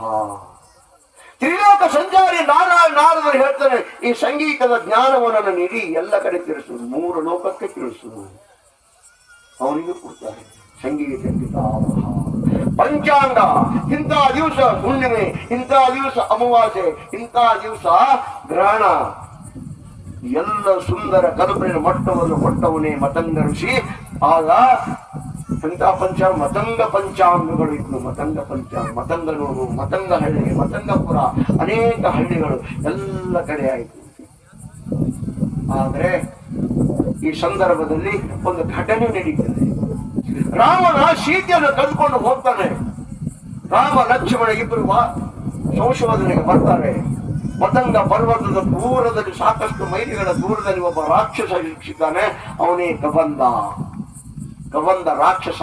ಅವನಿಗೆ ಕೈಗಳು ಮಾತ್ರ, ಅದ ಕಣ್ಣು ಹೊಟ್ಟೆ ಏನೂ ಇರಲಿಲ್ಲ. ಅವನಿಗೆ ಶಾಪ ಇತ್ತು. ಅವನಿಗೆ ರಾಮನ ದರ್ಶನದಿಂದ ಅವನು ಮಹಾನ್ ಗಂಧರ್ವನು. ಮೊದಲು ಶಾಪಗ್ರಸ್ತನಿಂದನಪ್ಪ ಆತನ ಕಣ್ಣುಗಳಿರಲಿಲ್ಲ, ಬರೀ ಕೈಗಳಿಂದ ಮಾತ್ರ ಚಾಚ್ಕೊಂಡು ಆತ ನುಂಗಿ ಬಿಟ್ಟಿದ್ದ. ಇಂಥ ರಾಕ್ಷಸ. ಅವಾಗ ಯಾರು ಸಿಕ್ಕರು ಅಂತ ಹೇಳಿದ್ರೆ ರಾಮ ಸಿಕ್ಕ. ರಾಮನನ್ನ ಹಿಡ್ಕೊಂಡಾಗ ರಾಮ ಆತನ ಎರಡು ಕೈಗಳನ್ನ ಕತ್ತರಿಸಿ ಹಾಕ್ತಾನೆ. ಆಮೇಲೆ ಅರಿವಾಗ್ತದೆ, ನೋಡ್ತಾನೆ ರಾಮನ ದರ್ಶನದಿಂದ ಅವನ ಶಾಪ ಮುಕ್ತಿಯಾಗ್ತದೆ. ಹೋಗಿ ಅಲ್ಲಿ ಮತಂಗ ಆಶ್ರಮ, ಆ ಮತಂಗ ಆಶ್ರಮಕ್ಕೆ ಹೋಗಿ ನೀವು ಅಲ್ಲಿ ವಿಶ್ರಾಂತಿ ತಗೊಳ್ಳಿ. ಸೀತೆಯನ್ನು ಏನಾದರೂ ತರಬೇಕಾದ್ರೆ ಅಲ್ಲಿ ಕೂತು ನೀವು ವಿಚಾರ ಮಾಡಿ. ಮತಂಗ ಆಶ್ರಮದಲ್ಲಿ 3 ತಿಂಗಳವರೆಗೆ ಅಲ್ಲೇ ಇರ್ತಾರೆ. ಅಲ್ಲೊಬ್ಬರು ಹೆಣ್ಮಗಳು ಇರ್ತಾಳೆ. ಅವಳ ಹೆಸರೇ ಶಬರಿ, ಶಿಷ್ಯಳು. ಮತಂಗ ಋಷಿಯ ಶಿಷ್ಯಳು ಶಬರಿ. ಅದಕ್ಕೆ ಹಾಡಿದೆ, ಆ ಇರುವಳು ಶಬರಿ ರಾಮ ಬರುವನೆಂದು ನನ್ನ ಪೂಜೆ ಒಳಗನೆಂದು. ಹಾಡಲ್ಲಿ ನೀವು ಕೇಳಿದ್ದೀನಿ. ರಾಮ ಬರ್ತಾನೆ. ಮತಂಗ ಋಷಿಗಳು ಒಂದು ಮಾತನ್ನು ಹೇಳ್ತಾರೆ, ಶಬರಿ ಎಲ್ಲರೂ ದೇವರನ್ನು ಹುಡುಕೊಂಡು ಹೋಗ್ತಾರೆ, ನೀನು ದೇವರನ್ನು ಹುಡುಕೊಂಡು ಹೋಗೋಣ. ದೇವರೇ ನಿನ್ನಲ್ಲಿಗೆ ಬರ್ತಾನೆ, ದೇವರೇ ನಿನ್ನಲ್ಲಿಗೆ ಬರ್ತಾನೆ. ಆ ಹಣ್ಣವನ್ನು ತಿಂದು ತೃಪ್ತನಾದ ರಾಮನಿಗೆ ಎಲ್ಲವನ್ನೂ ಮತಂಗ ಆ ಆಶ್ರಮದ ಬಗ್ಗೆ ಎಲ್ಲವನ್ನೂ ಚರ್ಚೆ ಮಾಡಿ ಎಲ್ಲವನ್ನೂ ಹೇಳ್ತಾರೆ. ಅಷ್ಟೊತ್ತಿಗೆ ಆಂಜನೇಯ ಬರ್ತಾನೆ, ನಳ ನೀಲ ಬರ್ತಾನೆ. ಎಲ್ಲರೂ ಬಂದು ಮತಂಗನ ಆಶ್ರಮದಲ್ಲಿ ಸೀತೆಯ ಸಂಶೋಧನೆಗೆ ಮೊಟ್ಟ ಮೊದಲು ಪ್ಲಾನಿಂಗ್ ಆದದ್ದು ನಮ್ಮ ಆಶ್ರಮದಲ್ಲಿ. ರಾಮಾಯಣದಲ್ಲಿ ಬೇರೆ ನಮ್ಮ ಆಶ್ರಮದಲ್ಲಿ, ಮಾದಿಗರ ಆಶ್ರಮದಲ್ಲಿ, ಮತಂಗನ ಆಶ್ರಮದಲ್ಲಿ ರಾಮ ಲಕ್ಷ್ಮಣ ಸೀತೆನ ತರಬೇಕಾದ್ರೆ ಎಲ್ಲಾ ಶಕ್ತಿ ನಿರ್ಮಾಣ ಆದದ್ದು, ಎಲ್ಲಾ ಶಕ್ತಿ ಒಂದಾದದ್ದು ಅದು ಮತಂಗನ ಆಶ್ರಮದಲ್ಲಿ. ಮತಂಗನ ಆಶ್ರಮದಲ್ಲಿ ನಮ್ಮ ಆಶ್ರಮ. ಸೀತೆ ಮುಂದೆ ಸೀತೆಯನ್ನು ತಂದ್ರೆ ಆ ಕಥೆ ಬೇಡ. ಮತಂಗ ಇಷ್ಟು ಅನೇಕ ಸಂಗತಿಗಳನ್ನ ಆ ಆಶ್ರಮ, ಇವತ್ತಿಗೂ ಆಶ್ರಮ ಇದೆ. ಮತಂಗನಿಗೆ ಒಬ್ಬ ಮಗ ಇರ್ತಾನೆ, ಅವನ ಹೆಸರೇ ಮಾತಂಗ. ಮತಂಗನ ಮಗ ಮಾತಂಗ. ಅವನು ಮಹಾ ಶಕ್ತಿಶಾಲಿ, ಮಹಾನ್ ವ್ಯಕ್ತಿಯಾಗಿದ್ದವನು. ಅವನೇನು ಕಡಿಮೆ ಇಲ್ಲ. ಅಪ್ಪನನ್ನು ಮೀರಿಸುವಂತ ಗುಣಗಳು ಅವನಲ್ಲಿದ್ದು. ಆ ಮಾತಂಗನ ಕಥೆ ಏನು ಇಲ್ಲಿ ಬರ್ತದೆ. ಏತಮಾಸಮ ಮಾತಂಗನ ಕಥೆ ಏನು? ಒಂದ್ ದಿವಸ ಮಾತಂಗ ಮತ್ತು ಅವನ ಗೆಳೆಯ ಹಿಮವಂತ ಅಂತ ಇವತ್ತಿಗೂ ಪುಸ್ತಕದಲ್ಲಿ ಉಲ್ಲೇಖ ಇದೆ. ಇಬ್ಬರು ಕೂತಿರ್ತಾರೆ. ಅವ ಹೇಳ್ತಾನೆ, ಆ ಸ್ವರ್ಗ ಲೋಕದ ಪಾರ್ವತಿ ಇದ್ದಾಳಲ್ಲ, ಅವಳು ನನ್ನ ಮಗಳು. ಶಿವ ಇದ್ದಾನಲ್ಲ, ಅವನು ನನಗೆ ಅಳೆಯನಾಗಬೇಕು. ಇಷ್ಟು ದಿನ ಭಾವದಿಂದ ಹೇಳಬೇಕಾದ್ರೆ ಆ ಶಿವ ನನಗ್ಯಾಕೆ ಅಳೆಯನಾಗಬಾರದು, ಆ ಪಾರ್ವತಿ ನನಗ್ಯಾಕೆ ಮಗಳಾಗಬಾರದು? ತಪಸ್ಸನ್ನು ಪ್ರಾರಂಭ ಮಾಡ್ತಾನೆ. ಯಾಕೆ? ಆ ಪಾರ್ವತಿ ನನ್ನ ಮನೆಯಲ್ಲಿ ಜನ್ಮ ತಾಳಿ ಬರಬೇಕು, ನನ್ನ ಮನೆಯಲ್ಲಿ ಆ ಪಾರ್ವತಿಯ ಮದುವೆಯಾಗಬೇಕು. ಎಂತ ಸುಂದರ ಕಲ್ಪನೆ ಇದು, ಎಂತ ಸುಂದರ. ತಪಸ್ಸನ್ನು ಮಾಡ್ತಾನೆ. ತಪಸ್ಸನ್ನು ಮಾಡಿದ ನಂತರ ಪಾರ್ವತಿ ಬಂದು ಮಗು ಯಾಕೆ ತಪಸ್ಸನ್ನು ಮಾಡ್ತಾನೆ, ಏನು ಯಾವುದಕ್ಕೋಸ್ಕರ ನೀನು ತಪಸ್ಸು ನಡೆದು ಕೇಳಿದಾಗ, ಅಮ್ಮ ತಾಯಿ ನೀನು ನನ್ನ ಮನೆಯಲ್ಲಿ ಜನ್ಮ ತಾಳಿ ಬರಬೇಕು. ಬಂಧುಗಳೇ, ನಿಮಗೊಂದು ಸಂದರ್ಭದಲ್ಲಿ ಒಂದು ಮಾತನ್ನು ಹೇಳ್ತೀನಿ. ಆ ಮಾತು ಯಾವುದು ಅಂತಂದ್ರೆ, ಪುಣ್ಯವಂತರ ಮನೆಯಲ್ಲಿ ಪುಣ್ಯವಂತರೇ ಜನ್ಮ ಆಗ್ತದೆ, ಪುಣ್ಯವಂತರ ಮನೆಯಲ್ಲಿ ಪುಣ್ಯದ ಕಾರ್ಯಗಳು ನಡೀತವೆ. ಪಾಪಿಷ್ಠರ ಮನೆಯಲ್ಲಿ ಪಾಪಿಗಳು ಹುಟ್ಟುತ್ತಾರೆ, ಪಾಪಿಷ್ಠರ ಮನೆಯಲ್ಲಿ ಪಾಪದ ಕೆಲಸಗಳೇ ನಡೀತವೆ. ಮಾದಿಗರ ಸಮಾಜ ಇದು ದೇವಲೋಕದ ಸಮಾಜ. ಮಾದಿಗ ಸಮಾಜದ ಮನೆಗಳು ಒಂದೊಂದು ಮನೆಗಳು, ಅವು ದೇವಲೋಕದ ಮನೆಗಳು. ಇವತ್ತಿಗೂ ಮಾದಿಗರ ಮನೆಯಲ್ಲಿ ಭ್ರಷ್ಟರು, ಅನಾಚಾರರು, ಸ್ತ್ರೀ ಲಂಪಟರು ಇವತ್ತಿಗೂ ಜನ್ಮ ತಾಳಿಲ್ಲ. ಈ ಮನೆಯಲ್ಲಿ ಇವತ್ತಿಗೂ ಜನ್ಮ ತಾಳಿಲ್ಲ. ಬಂಧುಗಳೇ, ಹುಟ್ಟಿದ್ರೆ ಅವನು ಲೋಕ ಕಲ್ಯಾಣಕ್ಕಾಗಿ ಹುಟ್ಟಿದ್ದಾನೆ, ಹುಟ್ಟಿದ್ರೆ ಅದು ಸಮಾಜದ ಕಲ್ಯಾಣಕ್ಕಾಗಿ ಹುಟ್ಟಿದ್ದಾನೆ, ಹುಟ್ಟಿದ ನಂತರ ಅವನು ದಾರ್ಶನಿಕನಾಗಿ ಹುಟ್ಟಿದ್ದಾನೆ. ಅದು ಮುಂದೆ ಹೇಳ್ತೀನಿ ಯಾರ್ಯಾರು ಹುಟ್ಟಿ ಏನೇನು ಮಾಡಿದ್ರು ಈ ಮಾದಿಗರ ಮನೆಯಲ್ಲಿ. ಹಾಗೆ ಮಾತಂಗ ಋಷಿ ಜನ್ಮ ತಾಳಿದ ನಂತರ ಮಾತಂಗ ಋಷಿ ಪಾರ್ವತಿಯ ಆಶೀರ್ವಾದ ಪಡೆದ ನಂತರ ಮನೆಯಲ್ಲಿ ಸುಂದರವಾದ ವಾತಾವರಣ ನಿರ್ಮಾಣ ಆಗ್ತದೆ. ಅವಳ ಧರ್ಮ ಪತ್ನಿ ಗರ್ಭಿಣಿ ಆಗ್ತಾಳೆ. ನವಮಾಸವನ್ನು ಹೊತ್ತು ಸುಂದರವಾದ ಒಂದು ಹುಡುಗಿಗೆ ಜನ್ಮ ಕೊಡ್ತಾಳೆ. ಆ ಹುಡುಗಿ ಹೆಸರೇ ಯಾವುದು? ಲಘು ಶ್ಯಾಮಲೆ. ಆ ಲಘು ಶ್ಯಾಮಲೆ ಅನೇಕ ಸಂಗತಿಗಳನ್ನು ಕಲಿತಾಳೆ. ವೀಣೆಯಲ್ಲಿ ಭಾಷೆ ನಿಶ್ಚಿಮಳು, ಅನೇಕ ಮಂತ್ರ ತಂತ್ರಗಳನ್ನು ಕಲಿತಾಳೆ, ಎಲ್ಲವನ್ನು ವಿದ್ಯೆ ಕಲಿತಾಳೆ. ಅವಳ ಬಗ್ಗೆ ಯಾರ್ಯಾರು ಏನೇನು ಹೊಗಳಿದ್ದಾರೆ, ಆ ಲಘು ಶ್ಯಾಮಲೆ ಬಗ್ಗೆ ಯಾರ್ಯಾರು ಏನೇ, ಕವಿರತ್ನ ಕಾಳಿದಾಸ ಹೊಗಳಿದ್ದಾನೆ, ಬುದ್ಧ ಹೊಗಳಿದ್ದಾನೆ, ಜೈನರು ಹೊಗಳಿದ್ದಾರೆ ಆ ಲಘು ಶ್ಯಾಮಲೆಯ ಬಗ್ಗೆ. ಸ್ಫುರದ್ರೂಪಿ ಆ ಕನ್ಯಾ. ಯಾಕೆ? ಅವಳು ಪಾರ್ವತಿ. ಮಾದಿಗರ ಮನೆಯಲ್ಲಿ, ಮಾತಂಗನ ಮನೆಯಲ್ಲಿ ಹುಟ್ಟಿದವಳು ಆ ಶಿವಲೋಕದ ಪಾರ್ವತಿ. ಎಲ್ಲರೂ ಹೊಗಳಿದ್ದಾರೆ. ಇತ್ತೀಚೆಗೆ ಸಿನಿಮಾದಲ್ಲಿ ಡಾಕ್ಟರ್ ರಾಜಕುಮಾರ್ ಅವರು ಹೊಗಳಿದ್ದಾರೆ. ಏನು? ಮಾತಂಗಿ ಕನ್ಯಾ ಮನಸಾ ಸ್ಮರಾಮಿ. ಆ ಲಘು ಶ್ಯಾಮಲಿನ ಯಾರು ಅಂದ್ರೆ ಅವಳೇ ಮಾತಂಗಿ. ಎಲ್ಲೆಲ್ಲಿ ಎಲ್ಲಮ್ಮನ ಗುಡಿ ಇದೆ, ಎಲ್ಲೆಲ್ಲಿ ರೇಣುಕಾದೇವಿಯ ಗುಡಿ ಇದೆ, ಅವಳ ತಂಗಿ ಆಗ್ಬೇಕು. ಅಲ್ಲೇನಪ್ಪ ಅಂದ್ರೆ ಅವಳು ನೆಲೆಸಿದ್ದಾಳೆ. ಎಲ್ಲಮ್ಮನ ದರ್ಶನದ ನಂತರ ನೀವು ಕೊನೆಯ ದರ್ಶನ, ಮಾತಂಗಿ ದರ್ಶನ ಮಾಡದೇ ಇದ್ರೆ ರೇಣುಕಾ ಎಲ್ಲಮ್ಮನ ದರ್ಶನ ಮಾಡುವುದು ವ್ಯರ್ಥ. ಅರ್ಥ ಇಲ್ಲ, ಅದಕ್ಕೆ ಅರ್ಥ ಇಲ್ಲ. ಅವಳ ದರ್ಶನಕ್ಕೆ ತಂಗಿಯವಳು. ಅಕ್ಕನ ದರ್ಶನ ಆದರ ಕೊನೆಗೆ ಹೋಗುವಾಗ ಮಾತಂಗಿ ದರ್ಶನ ಪಡೆದು ಹೋದರೆ ನಿಮ್ಮ ಯಾತ್ರೆ ಯಶಸ್ವಿ, ಇಲ್ಲದ್ರೆ ಇಲ್ಲ, ಪುಣ್ಯ ಇಲ್ಲ. ಆವಾಗಲೇ ಪುಣ್ಯ ನಮಿಸುವುದು. ಇಂಥ ಮಾತಂಗಿಯನ್ನ ಈ ಸಮಾಜ ಹಾಗೆ ಸ್ವೀಕಾರ ಮಾಡಿದೆ. ಇಂಥ ಮಾತಂಗಿಯನ್ನು ಸಮಾಜ ಹೇಗೆ ಕರ್ಕೊಂಡಿದೆ. ಹೌದು, ನಮ್ಗೆ ಅನೇಕ ಸ್ಪರ್ಶರು ಅದು ಇದು ಹೊರಗೆ ಹಾಗೇವಿ ತೆಗೆದು ಹಾಕಿರೋ ತಲೆ ಅಂತ ಆ ಹೊಳನೇ ನಮ್ಮ ತಲೆ ಒಳಗೆ ಬೇಡ. ಆದ್ರೆ ಈ ಸಮಾಜ ಹೇಗೆ ಸ್ವೀಕಾರ ಮಾಡಿದೆ? 3 ಸಂದರ್ಭಗಳಲ್ಲಿ. ಒಂದು ಹೋಳಿ ಹುಣ್ಣಿಮೆ, ಭರತ ಹುಣ್ಣಿಮೆ, ಒಂದು ವಿಜಯದಶಮಿ. ಈ 3 ಹಬ್ಬಗಳಲ್ಲಿ ಎಲ್ಲಾ ಸಮಾಜದವರು, ಅವನು ಬ್ರಾಹ್ಮಣದನೋ, ಲಿಂಗಾಯತಿದನೋ, ಕುರುಬ ಇದನೋ, ಕ್ಷತ್ರಿಯ ಇದನೋ, ಜಾಟ ಇದನೋ, ಯಾರೇ ಇರಲಿ, ಇಡೀ ಭಾರತ ದೇಶದಲ್ಲಿ ಇವತ್ತಿಗೂ ಈ 3 ಹಬ್ಬಗಳ ಬಂದಾಗ ಮನೆಯಲ್ಲಿ ಎಲ್ಲ ಅಡುಗೆ ಮಾಡಿದೀವಿ, ಪಾಯಸ ಮಾಡಿದೀವಿ, ಹೋಳಿಗೆ ಮಾಡಿದ್ವಿ, ಎಲ್ಲವನ್ನೂ ಮಾಡಿದೀವಿ. ಆದ್ರೆ ತಿನ್ನುವ ಅಧಿಕಾರ ಇಲ್ಲ. ಯಾಕೆ? ಮನೆಗೆ ಮಾತಂಗಿ ಬಂದಿಲ್ಲ, ಮಾತಂಗಿಯ ಪೂಜೆಯಾಗಿಲ್ಲ. ಅಲ್ಲಿವರೆಗೆ ಹಾಗೇ ಕೂತು ನನ್ನ ಮನೆಯಲ್ಲಿ ಸಹಿತ, ನನ್ನ ಮನೆಯಲ್ಲಿ ಕೂಡ ಮನೆಯಲ್ಲಿ ಮಾತಂಗಿ ಬಂದಿಲ್ಲ. ಆ ಮಾತಂಗಿ ಯಾರು?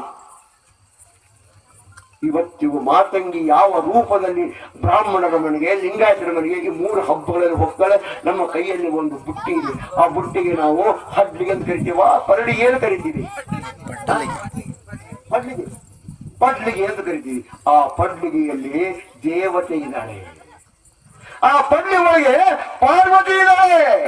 ಆ ಪಾರ್ವತಿನ ಇನ್ನೊಂದು ರೂಪದಲ್ಲಿ ಮಾತಂಗಿ ಇದ್ದಾಳೆ. ಅದನ್ನು ತೋಡು ಹೋಗುವಂತ ಅಧಿಕಾರ ಕೇವಲ ಮಾದಿಗ ಸಮಾಜ ಹೆಣ್ಣು ಮಕ್ಕಳಿಗೆ ಮಾತ್ರ. ಇನ್ನಾರು ಅಕಸ್ಮಾತ್ ಏನಾದ್ರು ಬೇರೆಯವರು ಆಗಿದ್ರೆ ಅವ್ರು ಇರುವ ತನಕ ಮಾತ್ರ. ಅವಳು ಇರುವ ತನಕ ಅವಳ ಮನೆಯಲ್ಲಿ. ಯಾಕೆ? ಅವಳ ಮನೆಯ ಮಗಳು.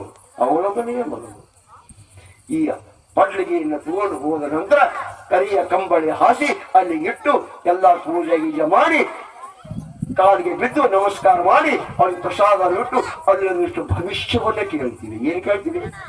ಅಮ್ಮ, ಮನೆಯಲ್ಲಿ ಮಗಳು ಬೆಳೆದು ದೊಡ್ಡವಳಾದ್ರೆ ಮದುವೆ ಎಂದ ಆಗ್ತದೆ? ಅವಳಿಗೆ ಮಾದಿಗ ಸಮಾಜದ ಹೆಣ್ಮಗಳು ಮದುವೆ ಯಾವಾಗ ಆಗ್ತದೆ? ಆ ಪರಡಿ ಪಡ್ಲಿಗೆ ಏನಪ್ಪ ಮೇಲಿಗೆ ಅಂದ್ರೆ ಬೇಗ ಆಗ್ತದೆ.